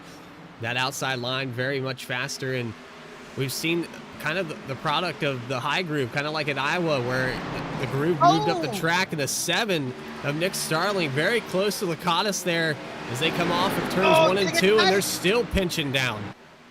You can see Lakatos losing all the side force, has to get out of the gas. That allows Ortega to get up to the outside again. But man, what a send by the 50, the 87 of Glaser, closing up on this battle as well. Timmy Emanuele having himself, like we said, a nice run. Cody Atkins is also closing in. Starling doing a masterful job of holding off these guys. Like we said, it's so hard to pass, especially on these long runs. Starling doing a well of a job being able to pinch these guys low, take all the side force off the cars, and being able to hold on to these positions. They're side by side tight between the 2 and the 50, and then the 39 and the 87 closing in as well. Oh, don't look now, but Bentley Glaser is moving up, and he's ready to get in on this action. He's got about, do we have a yellow? No, I said if the caution's coming out, it's coming from this group. These guys are racing each other really hard. I was going to say, I didn't see anything on my timing and scoring, but I tell you what, that 87 right up on the bumper now, the 2 of Ortega. Oh, and these guys side by side off the exit. They're just not giving up. I tell you what, the 50 of Lakatos has been holding it down there lap after lap, and now the 2 dives it in on the 7 of Starling. That forced Starling to get back in the gas. He kind of overshot the corner. Now that allows Reggie Ortega. Oh, wait, we're going to go 4 wide. Going into turn 1. Look at this. Lakatos down to the inside. Ortega able to clear. They go back to 2 wide. They sort it out.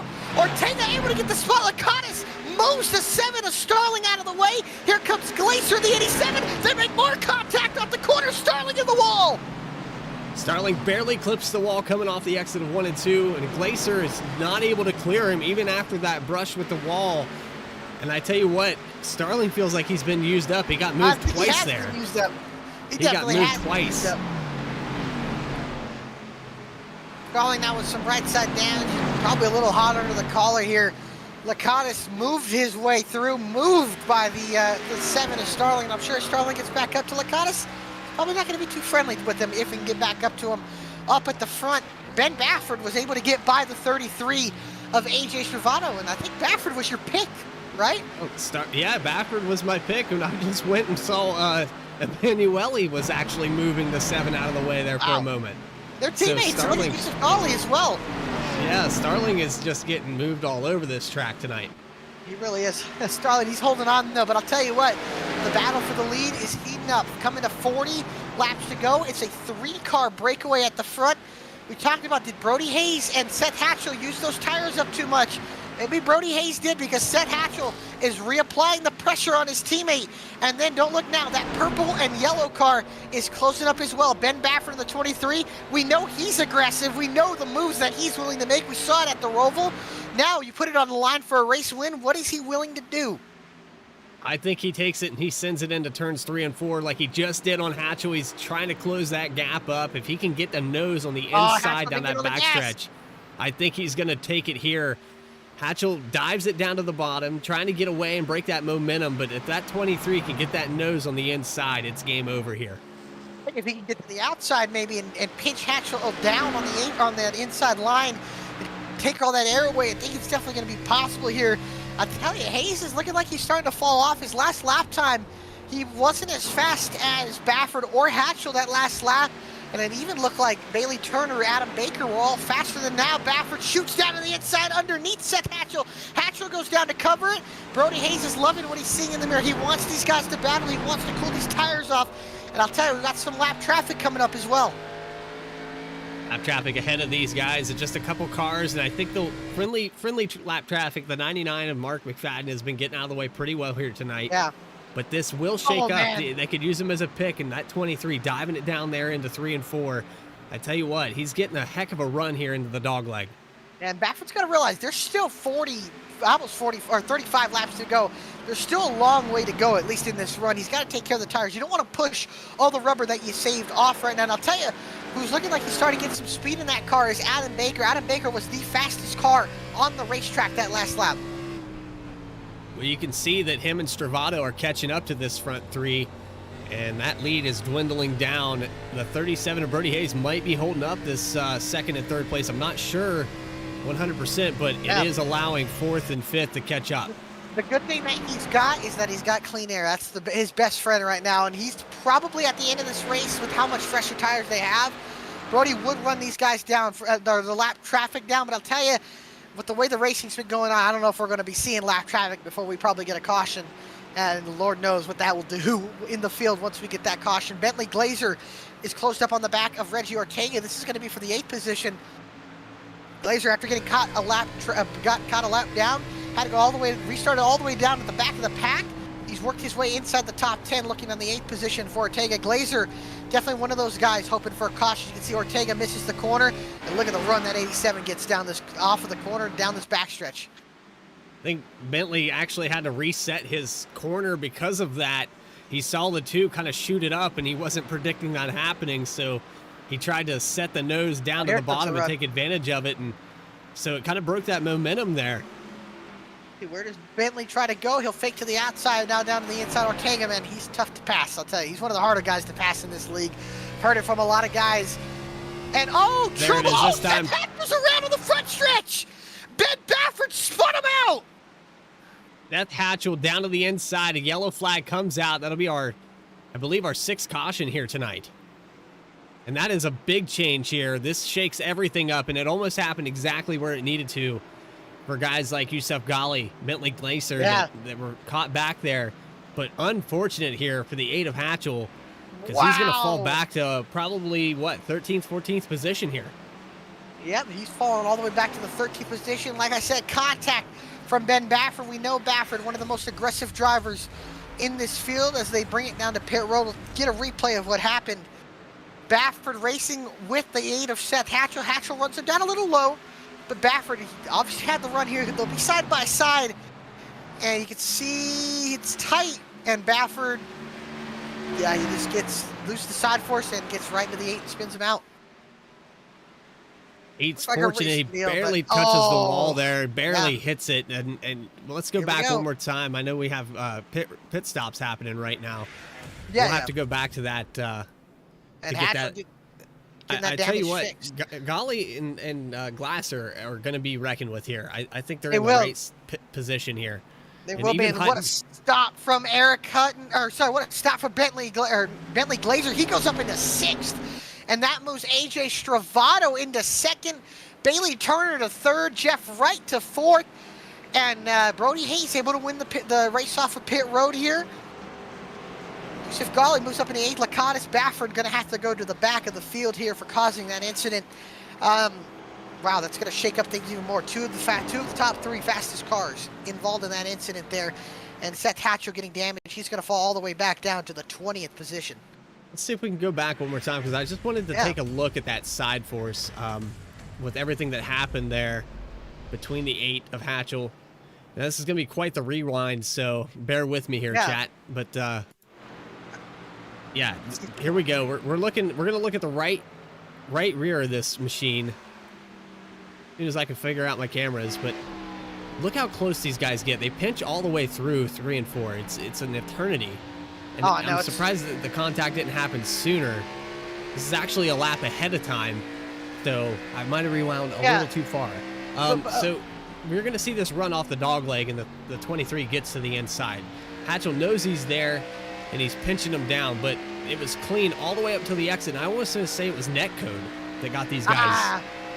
I don't know if it was a netcode. I think Baffert was going to wash up into him regardless. So you can see he just loses the side force there, and he'll drift up right here, and you can see he just makes contact. Yeah. Well, and while we're looking at that, should we pull up somebody up into the booth before we go green? Yeah, let's get somebody up AJ? here. Let's get AJ Stravato up here. All right. Let's see. AJ Stravato, Alec Martinez, Bradley Cooper in the VSPEED booth. Got a copy? Yes, sir. Well, brother, you're up in second here for this restart with 30 to go. How are we feeling? Honestly, I'm a little pissed off that I spun the tires getting out of the pits right there. I think I could have had the lead. I'm kind of at a disadvantage. I got ass packed in the rear about quarter of the way through on a restart because people don't know how to check up. So battling a little bit of damage, a little bit struggling right here, but we'll see what we can do. For sure, man. Well, good luck and go get him. Yes, sir. You can see it ticked off. AJ Stravato. Now you should need a little fast angry there, and dangerous AJ Stravato. Well, lights are out on the pace car, so now's the time to show it. Let all that anger out. He's got the 37 of Brody Hayes on the inside. Bailey Turner behind him. Jeff Wright, Bentley Glaser, Reggie Ortega, Adam Baker up there in the top 5. Look at that. Yeah, this is going to be a wild restart here from the Phoenix Raceway. Coming to 30, now going to be 29 laps to go. The field into the hands of Brody Hayes and AJ Stravato on the outside. Hayes on the inside into the Geico restart zone. Hayes stacks him, and then he goes. Hayes, a nice jump and a nice restart here for the 37. Stravato covers Turner, his teammate, for second. Turner shoots up to the outside now, looking for that second position. Side by side for the 5th position. Here comes Jeff Wright for 3rd. Yep, Wright moving up to the outside. Going to get on the outside of the 24. Bailey Turner. Looks like he can't get the run now as they go down the backstretch, and a lot of cars shuffling behind it. The double zero McGarvey. And a hard hit to the outside wall. Everybody avoids. He'll miss it. And the caution comes back out. Looks like he made contact. Was that with Nick Starling? I'm not for sure. I saw it happen in there just off the exit of the corner, and someone brushed the wall, so I think that might have been Starling that maybe got into the outside wall and clipped him. Take a look at what happened here. We'll go to the replay here. Man, I'll tell you, these restarts are going to get way more aggressive, especially counting here down the laps, counting inside the last 30 laps of this race. We'll see here. Let's see, Eric Lambert got loose, and it's Seth Hatchell. You remember Seth Hatchell got turned there earlier, and he gets shuffled back and just wrong place at the wrong time for the 8. Yeah. Unfortunate there for Seth Hatchell. Let's go on board with Hatchell here. See, right there, and he looks like he had it cleared, and then, he gets clobbered down to the inside, and now there's even more damage on that 8 car. A lot of damage on the right side of that machine.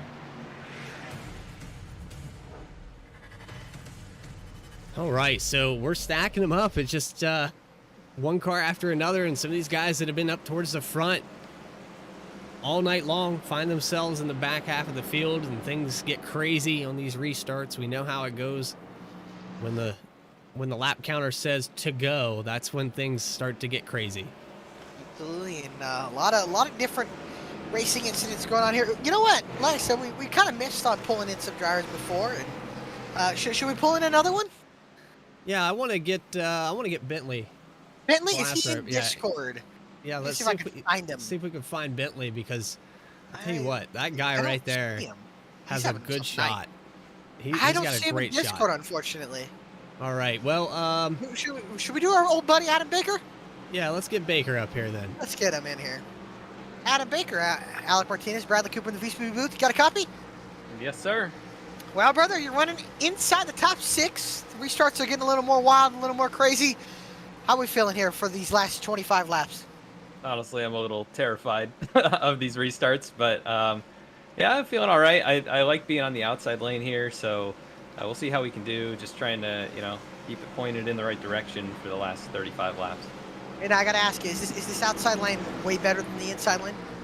I just feel more comfortable in the restarts. As nobody can really go to your outside, but the dog leg allows people to just dive it down in there, and you don't really know how many people are next to you. So, yeah, I definitely prefer being on the outside. For sure. Well, brother, we wish you good luck. Have fun and keep it clean. Thank you, boys. All right. Adam Baker, driver of the 44 VSPEED Chevrolet Camaro, having himself a nice night. Like I said, shout outs to Yusuf well, shout out to him as well, but Reggie Ortega. How about, again, Casey Lacatus running inside the top 10. Eric Hutton has found himself, the pole sitter, has found himself back inside the top 10 after getting trapped a lap down on one of the pit cycles from the caution brought out by, I believe, the 4 of Kevin Barrett. And it trapped a lot of these guys a lap down. And I'll tell you, you know what I want to see in iRacing? I know it's like way beyond the technology that they have, but one day I want to see that choose cone. That would make the choose cone. The choose cone. Yeah, you know what I'm talking about. You talking about the cone where they decide before that? Yeah. Where they What line they're decide going decide? to. Okay. Yeah. I think that would be interesting. Yeah. I mean, it's just another thing for iRacing to break, though. Of course. Yeah. Gotta get the right restart zone. So. Yeah. Let's fix one thing at a time here as we get to the said restart zone. The 37 of Brody Hayes going to lead him off. AJ Servato, who was a little bit angry in that interview a moment ago, he's going to be on the outside. It's kind of the same here. We've got Bailey Turner, Jeff Wright, and Bentley Glasser up in that top 5. Adam Baker, Reggie Ortega. So these guys cycling through, and they said they're more comfortable on the outside. Let's see how comfortable they are here for the next about 24 laps. Green flag is out, and there goes Brody Hayes on a great jump, and he kind of ran up there a little bit. I don't think they're going to get him for a lane change, but that does allow the 24 to get to the inside. Bailey Turner on the inside of Servato now, looking for the lead. Yeah, it looks like Servato trying to hold on to that second position, 3 wide, mid-pack. Guys getting into it, door banging here with each other. AJ Servato gets a run, tries to cover the bottom now. He'll look down to the Contact inside. into the 37. 37 around. Can Hayes save it? No, he can't. Around goes the leader, Brody Hayes. Hayes is going to be trapped up on the outside, doesn't have any contact, but I tell you what, he's got to be angry about that. I know he blinked a little bit there on the end of that move, but initially I think he just got moved there on the entrance. Yeah, it looked like Servato got a nice run. He tried to cover it, and then Servato got into the left rear, and he spins the leader, Brody Hayes, the dominant car of the race, led the most laps.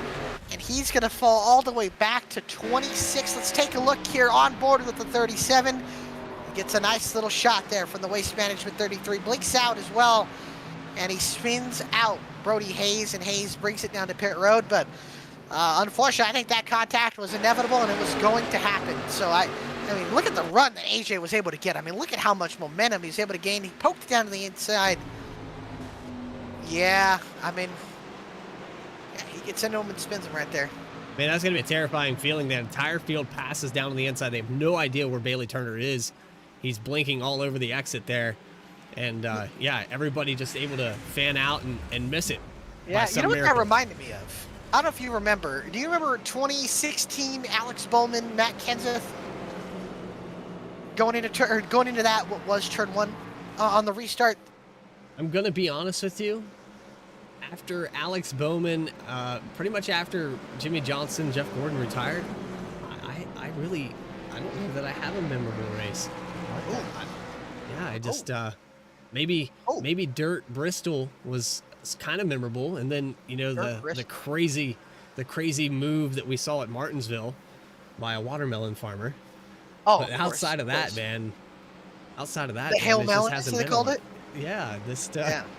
Outside of that, I don't know that there's been a lot of things. Like, I'm sure if you pointed me in the right direction and found me some footage. I'll run a little quick story. I mean, if anybody that doesn't remember, 2016, it was like the second to last race And Alex Bowman was filling in for Dale Jr. He won the pole. And then on the final restart there, he, or the second to last restart, he had a nice push, got a good run, tried to take it 3 wide, and it was exactly what looked like AJ Serrato. They're trying to get it to the inside. It was Matt Kenseth in the 20, who was like the dominant car of the day. I believe they're EOLing the 33. He is, here. yeah. He's going to the back, and that puts the White Claw Chevrolet Camaro to the lead. So Bailey Turner is going to find himself in the lead here. And look at who's in the mix as well. Jeff Wright, Yusuf Ghali, Bentley Glazer is in the mix as well. 2 cars that we thought were going to be, you know, done. Having a chance at winning this race. Look at this. They're right back into the fold. And if we think about it, we've had four cars take each other out of the chance of winning, with AJ Stravato, Brody Hayes getting in spun, Seth Hatchell getting spun, and Baffert doing the one spinning as well. You know, it shuffled Bailey Turner, my pick, by the way, up into the lead. He's got a little damage on that 24 car. Jeff Wright to his outside. I tell you, this is going to be something. But like I said, that wreck, very familiar to the 2016 wreck when Bowman spun Matt Kenseth and allowed Joey Logano to win that race. So, good times. Was there for that. Good times, he says. Yeah, Joey's all right. He's all right. I'm more of a Kyle Busch fan myself, but you know, Joey Logano was able to win that race. That was a wild weekend in Phoenix, let me tell you. But talk about wild. My last memorable race is Clint Boyer and Jeff Gordon coming off of 3 and 4. That's my last one. The brawl at Phoenix, if you so will. Yep. That was a wild time. Speaking of Jeff Gordon, that 24 car, the leader in this race, Bailey Turner, to his outside, Jeff Wright, the winner at the roll, looking for his second win in the season. Race 5 of the BTDY Racing Series, looking to get underway. Under 20 laps to go to settle it out in the desert. Bailey Turner leads him to green. A great restart again. The 54 of Yusuf Ghali follows suit. He'll move up to second. They'll fan out behind. Baker gets taken 3 wide, and now 4 wide, middle of the pack between Lambert making some contact. Dice up into the outside wall. Sullivan into the outside wall, but up at the front, Yusuf Ghali, a big run off of turn number 2. Big run for Yusuf Ghali. We watched the complete chaos back here. It's still going on as these guys fan out. And Alan Dice got pinned up there in the wall. They were 4 wide for quite some time. Still 4 wide. Nick Starling. Ghali's there. Bailey Turner goes to block. Now Ghali shoots up to the outside. Can he pin the 24 down? He's going to try to build a run. Looks like Turner misses the corner. Ghali setting up the pass, trying to get the run, looking to the inside. He'll get there now. Down the right side into turns 3 and 4. Yusuf Ghali making a pass for the lead. Can he clear him on the exit? The 24 has been really strong on this outside, but it looks like Yusuf's going to drive it down into the dogleg and take away that lead. Oh, Bailey Turner ain't going to let him have it yet. Bailey sends it out to the outside, trying to pitch that 54. The 54 misses the bottom. Turner taking all the side force away. They'll make a little contact, but Bailey has to get out of the gas. Ghali down to the inside, trying to fight him back. Ghali's holding on now, dives it down in the corner. He sends it down in there, and he's able to clear him. The 24 might have a crossover for him as they go down in the dogleg. Here he goes all the way to the bottom of the track. Ghali's going to hold on to the position. Bailey Turner back down into second. Jeff Wright into third. Bentley Glazer fourth. Here comes Reggie Ortega up into fifth. The Phoenix native running inside the top 5. Now Jeff Wright goes down to the inside of Bailey Turner. He'll slide up the racetrack and he'll almost get into the 24. Here comes the 87. Bentley Glazer is going to get a great run here off of 3 and 4, and he doesn't do anything with it. I think he backed out of it there for a second as the 48 tries to size up the 24 again. And Jeff Wright looking really strong here in the closing laps. We've got less than 15 to go, and it just looks like Yusuf Ghali is loving what he's seeing in his mirror right now. Yes, he is. The 54 Vans Toyota Camry out by about a half second now. Ghali, Elias Speed in that Toyota Supra, I should say, pulling away from the field as the battle for second continuing. Jeff Wright now looking to the outside of Bailey Turner. Turner slides up the racetrack. Jeff Wright gets to the right rear, tries to take the air off the 24. He will. Now that allows Wright to his outside. What is Bentley Glazer trying to do to get around the 24 and the 48? Think he's going to have to take that outside and take that line where the 48's going He's going to pinch down on the 24 as they exit. Jeff Wright's going to make a move for Bentley if he can get to the outside. But look now, 24 Bailey Turner is holding it down there. That is impressive, all the way to the apron.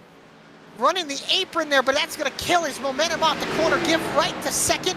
Can Bentley Glazer take third away now for the 24? Behind them, the battle for fifth. Eric Hutton, Reggie Ortega going at it right now. You can see Eric Hutton, a big send to the inside. He'll almost slide up into the 2.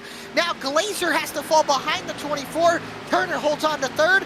Now Hutton and you can see Ortega battling side by side. And now Glazer to the outside.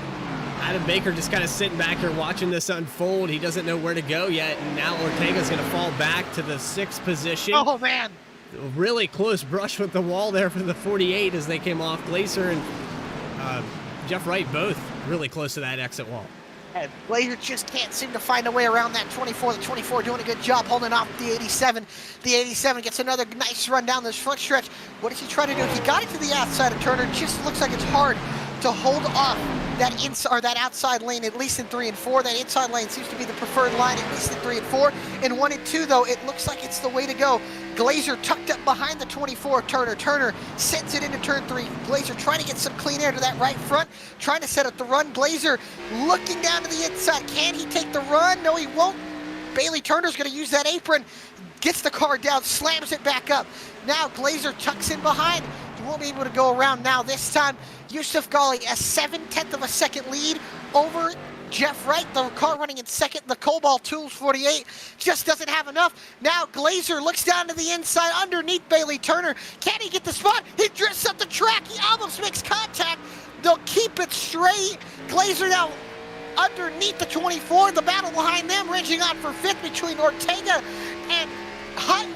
But can Glazer finally get the spot? Turner's going to pinch him down. Glazer's going to slide up the track.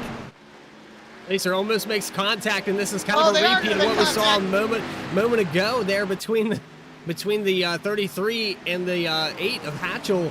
Actually, the 37 of Hayes. Sorry, yeah, Hayes was leading the race, and this is just kind of a repeat of that. These guys side by side, lap after lap, and I thought we were going to see it off of 4. Yeah, Yusuf Ghali praying for no caution, but the caution might come right here with how aggressive these guys are racing behind him for the 3rd spot. Ghali, an 8/10 of a second lead over Jeff Wright. Glazer, Turner battling for the 3rd position. Adam Baker slams the outside wall. Trying to get to the outside of Ortega. We just got the camera on him, and he brushed the outside wall off the exit. Looks like he's going to kill the momentum of that run, but maybe have something back for the 2 car in a couple more laps. Back up here to Yusuf Ghali. Almost a second lead over Jeff Wright. Yusuf Ghali, who had he's all the way up there in the entrance of 3. Wow.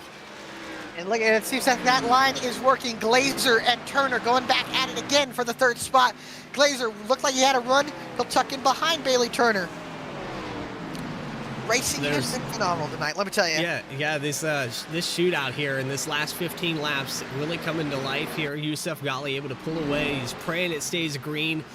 We were talking about, just about to mention, his pole start at the Roval, and then it just turned into a whole different show with Ben Baffert and Shieldhouse and those guys. Jeff Wright ends up winning the race, and Ghali just never really had the run that he predicted, you know? Exactly, yeah, but this one will make up for it. We'll make up way more than getting a pole here.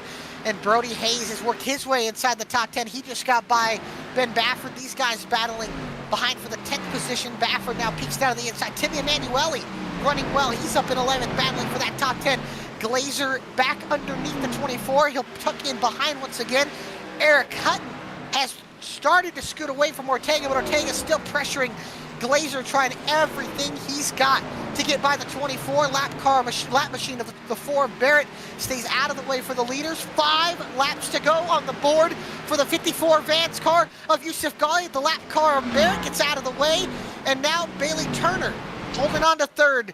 Bentley Glazer up in 4th. The 54 pulling away for the 48. Now a 2nd lead for Yusuf Ghali.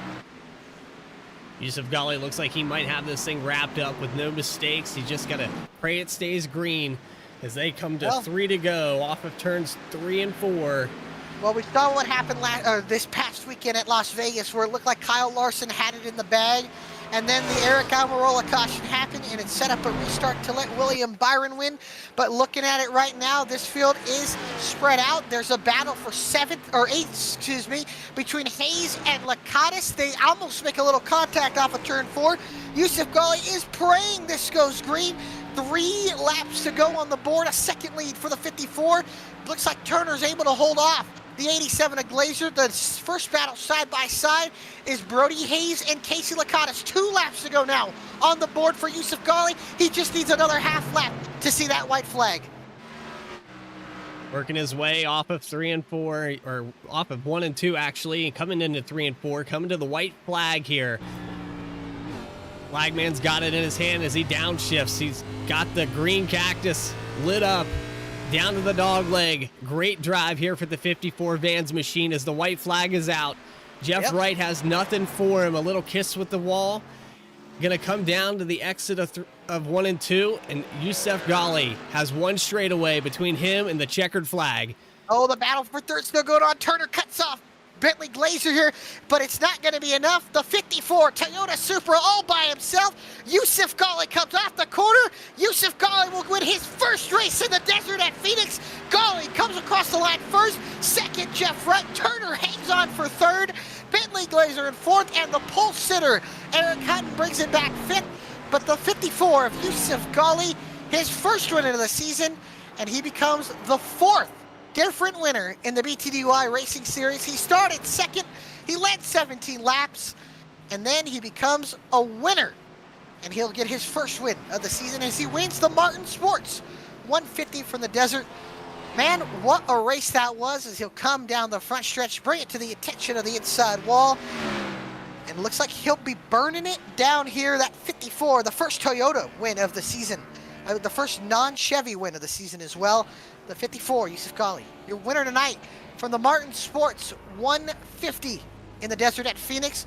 We'll be right back to talk to your winner and your second and third place running drivers. Stick around with us to hear the top 3.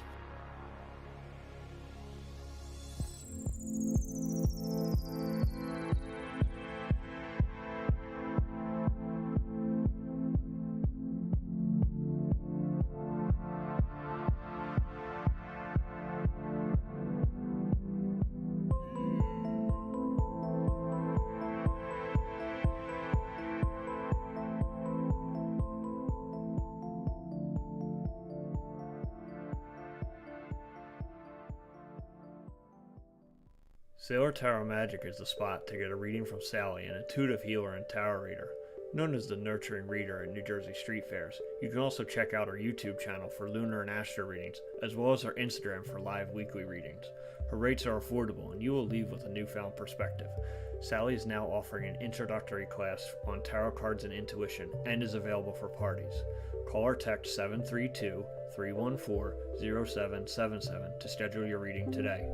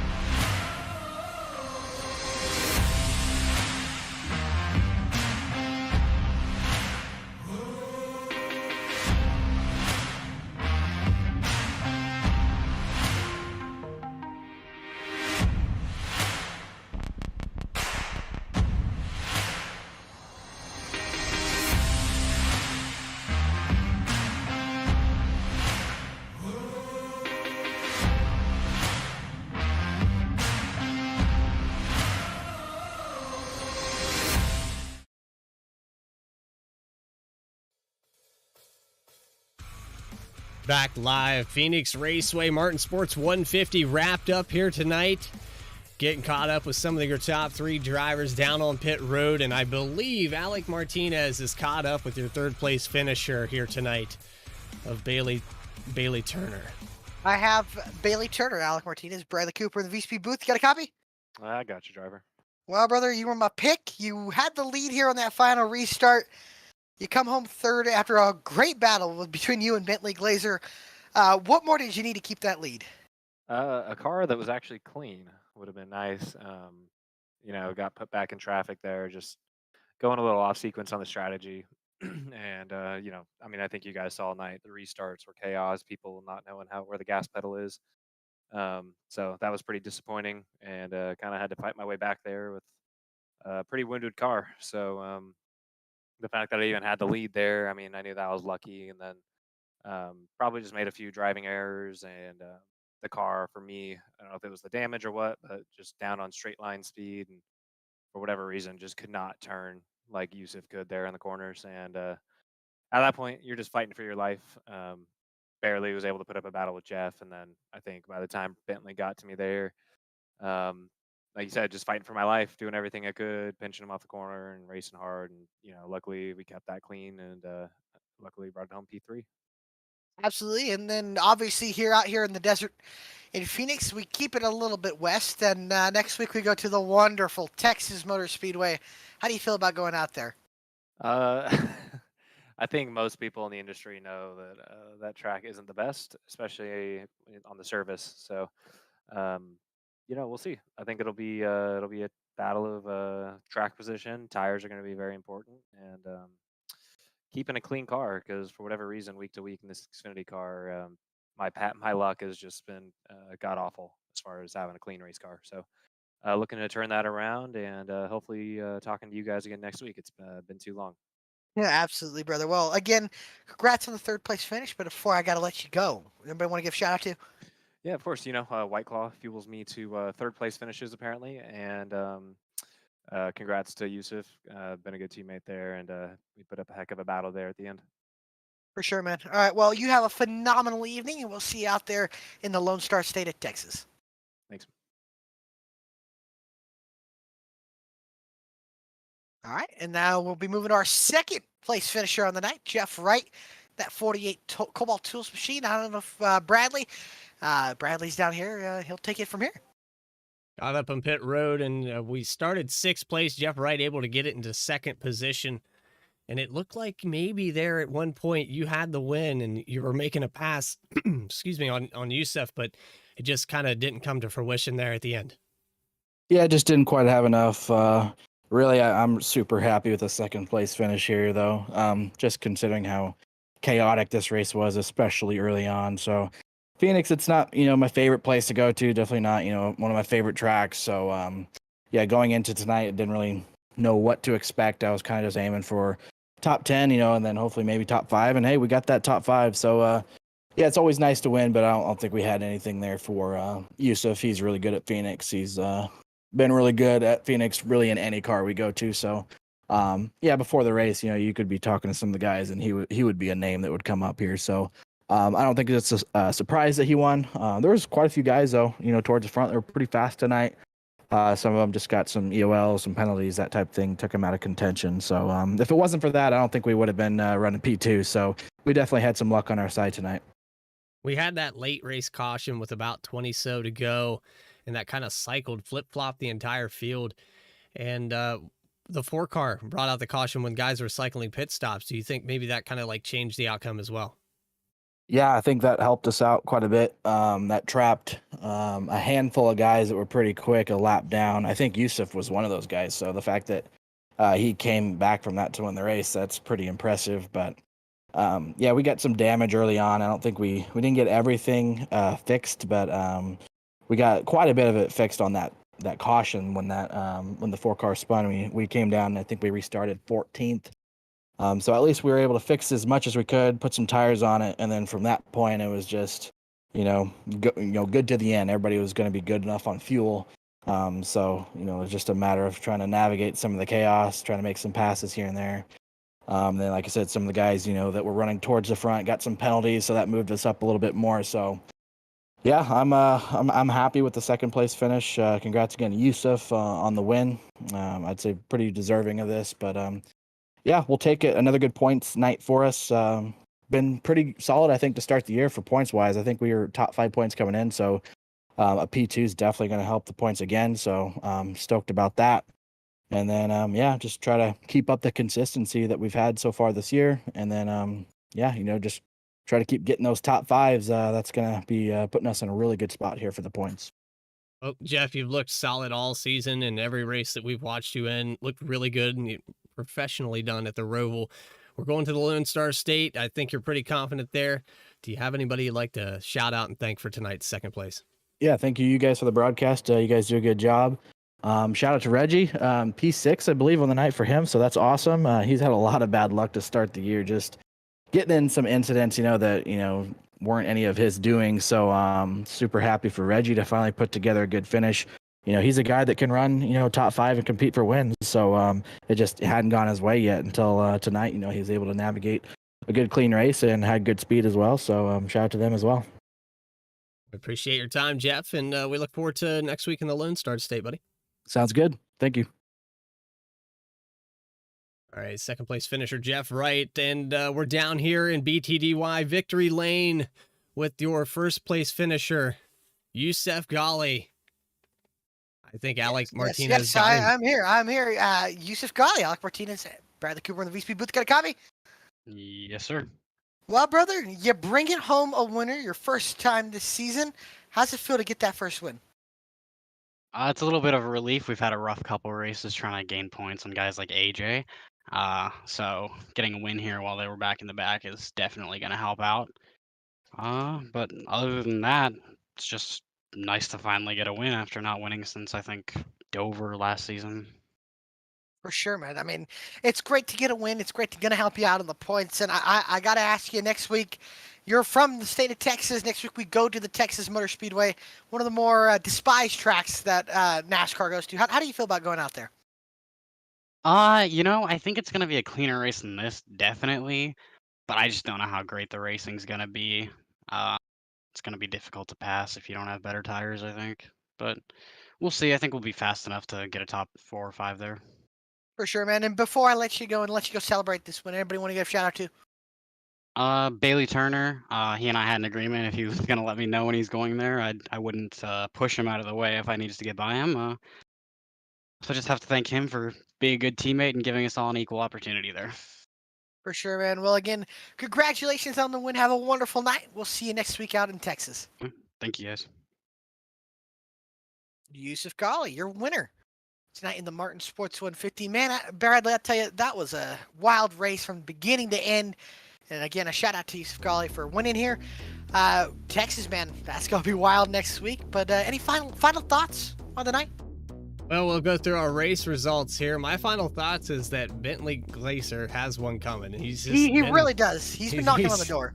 He's knocking on the door. He's been in the top 5 for about 4 weeks consistently, and yeah, excluding the Roval, which that was just organized chaos all the way through. To get a top 10, I think, other than Daytona, where I think he finished literally dead last. He's put together some solid runs. So Bentley Glacier is definitely somebody to look out for. Definitely a dark horse, maybe for this championship this year. But let's go through that finish in order. We got Yusuf Ghali, your winner tonight. Jeff Wright in a solid second place finish, putting together some top 5s. Then we've got Bailey Turner, we just interviewed, and he's just looking for a clean car. He's talking about it. It's hard to win races when you got a beat-up machine, but there's your top 3. Bentley Glacier, we talked about him. He's got one coming. Eric Hutton, who started on the pole here tonight, coming home in the top 5 in the 5th position. Reggie Ortega, shout out to him, 6th spot, putting it all together. Brody Hayes in 7th position. Adam Baker, V-Speed's very own, in the 8th spot. Great finish for him. Ben Baffert able to recover from getting that EOL late in the race, going to be in 9th. And then Casey Lakatos rounding out your top 10. Shout out to Casey Lakatos getting his first top 10. believe, of his BTDY career. In 11th, another shout out, Tim Emanuele bringing it home in a beautiful paint scheme here. I think it was the Black Flag Photography Toyota Supra. Beautiful paint scheme on the 39. He'll bring it home 11th. Cody Atkins, a quiet and solid night in 12th. Noah Mikulski, another one with a quiet, solid night. He'll be bringing it home 13th. 14th, the Italian stallion AJ Stravato. A decent rebound after getting into Brody Hayes at the end of the race here. He'll bring it home 14th. Jeremiah Vincent. 15th, Eric Lambert. 16th, Alan Dice. 17th, 18th for Daniel Cunningham. An unfortunate night for Chris Samard. He'll bring it home 19th. Dallas Sullivan also caught up in an incident earlier in the race. He'll bring it home 20th. 21st going to be Nick Starling, and that guy was used up. I don't think it had doors left on it. The 7 machine, I don't know. I don't know what the patience and some of the guys, but Starling going to be 21st. 22nd, Kevin McGarvey. Well, Lane Salfridge in 23rd. Kyle Payne in 24th. Seth Hatchell, very unfortunate. He got trapped back there with that damage in 25th spot. Mark McFadden, 26th position. Josiah Vincent that we saw up there in the top 5, where did he go? He faded all the way back to 27th position tonight. Joshua Banks in 28th. 29th, Kevin Barrett, and 30th will be Jake Walsh. 31st will be Max Cost after an unfortunate night for him. Probably the guy that had the most unfortunate night of any of the drivers. He'll bring it home 31st. Dennis Faircloth caught up in an early incident, brings it home 32nd. Robert Gilmore in 33rd. Ryan Gimmel 34th. Kyle McGarvey 35th. 36th was Zach Smith. I think he'll round out your field. And rounding out your field was Mark Beverly in the 45. Wow, what a wonderful night here from the Phoenix Raceway. And like we said, next week we go back out to the Lone Star State at the Texas Motor Speedway. Again, thank you for tuning in, ladies and gentlemen, and we hope you enjoyed the show. Hope you guys enjoyed the BTDY Racing Series. These boys always put on a show week in, week out, and a great race here tonight. So appreciate you guys tuning in. So we appreciate it. Like, subscribe, and hopefully we'll catch you guys next week out in Texas. Take care, everybody, and have a great night.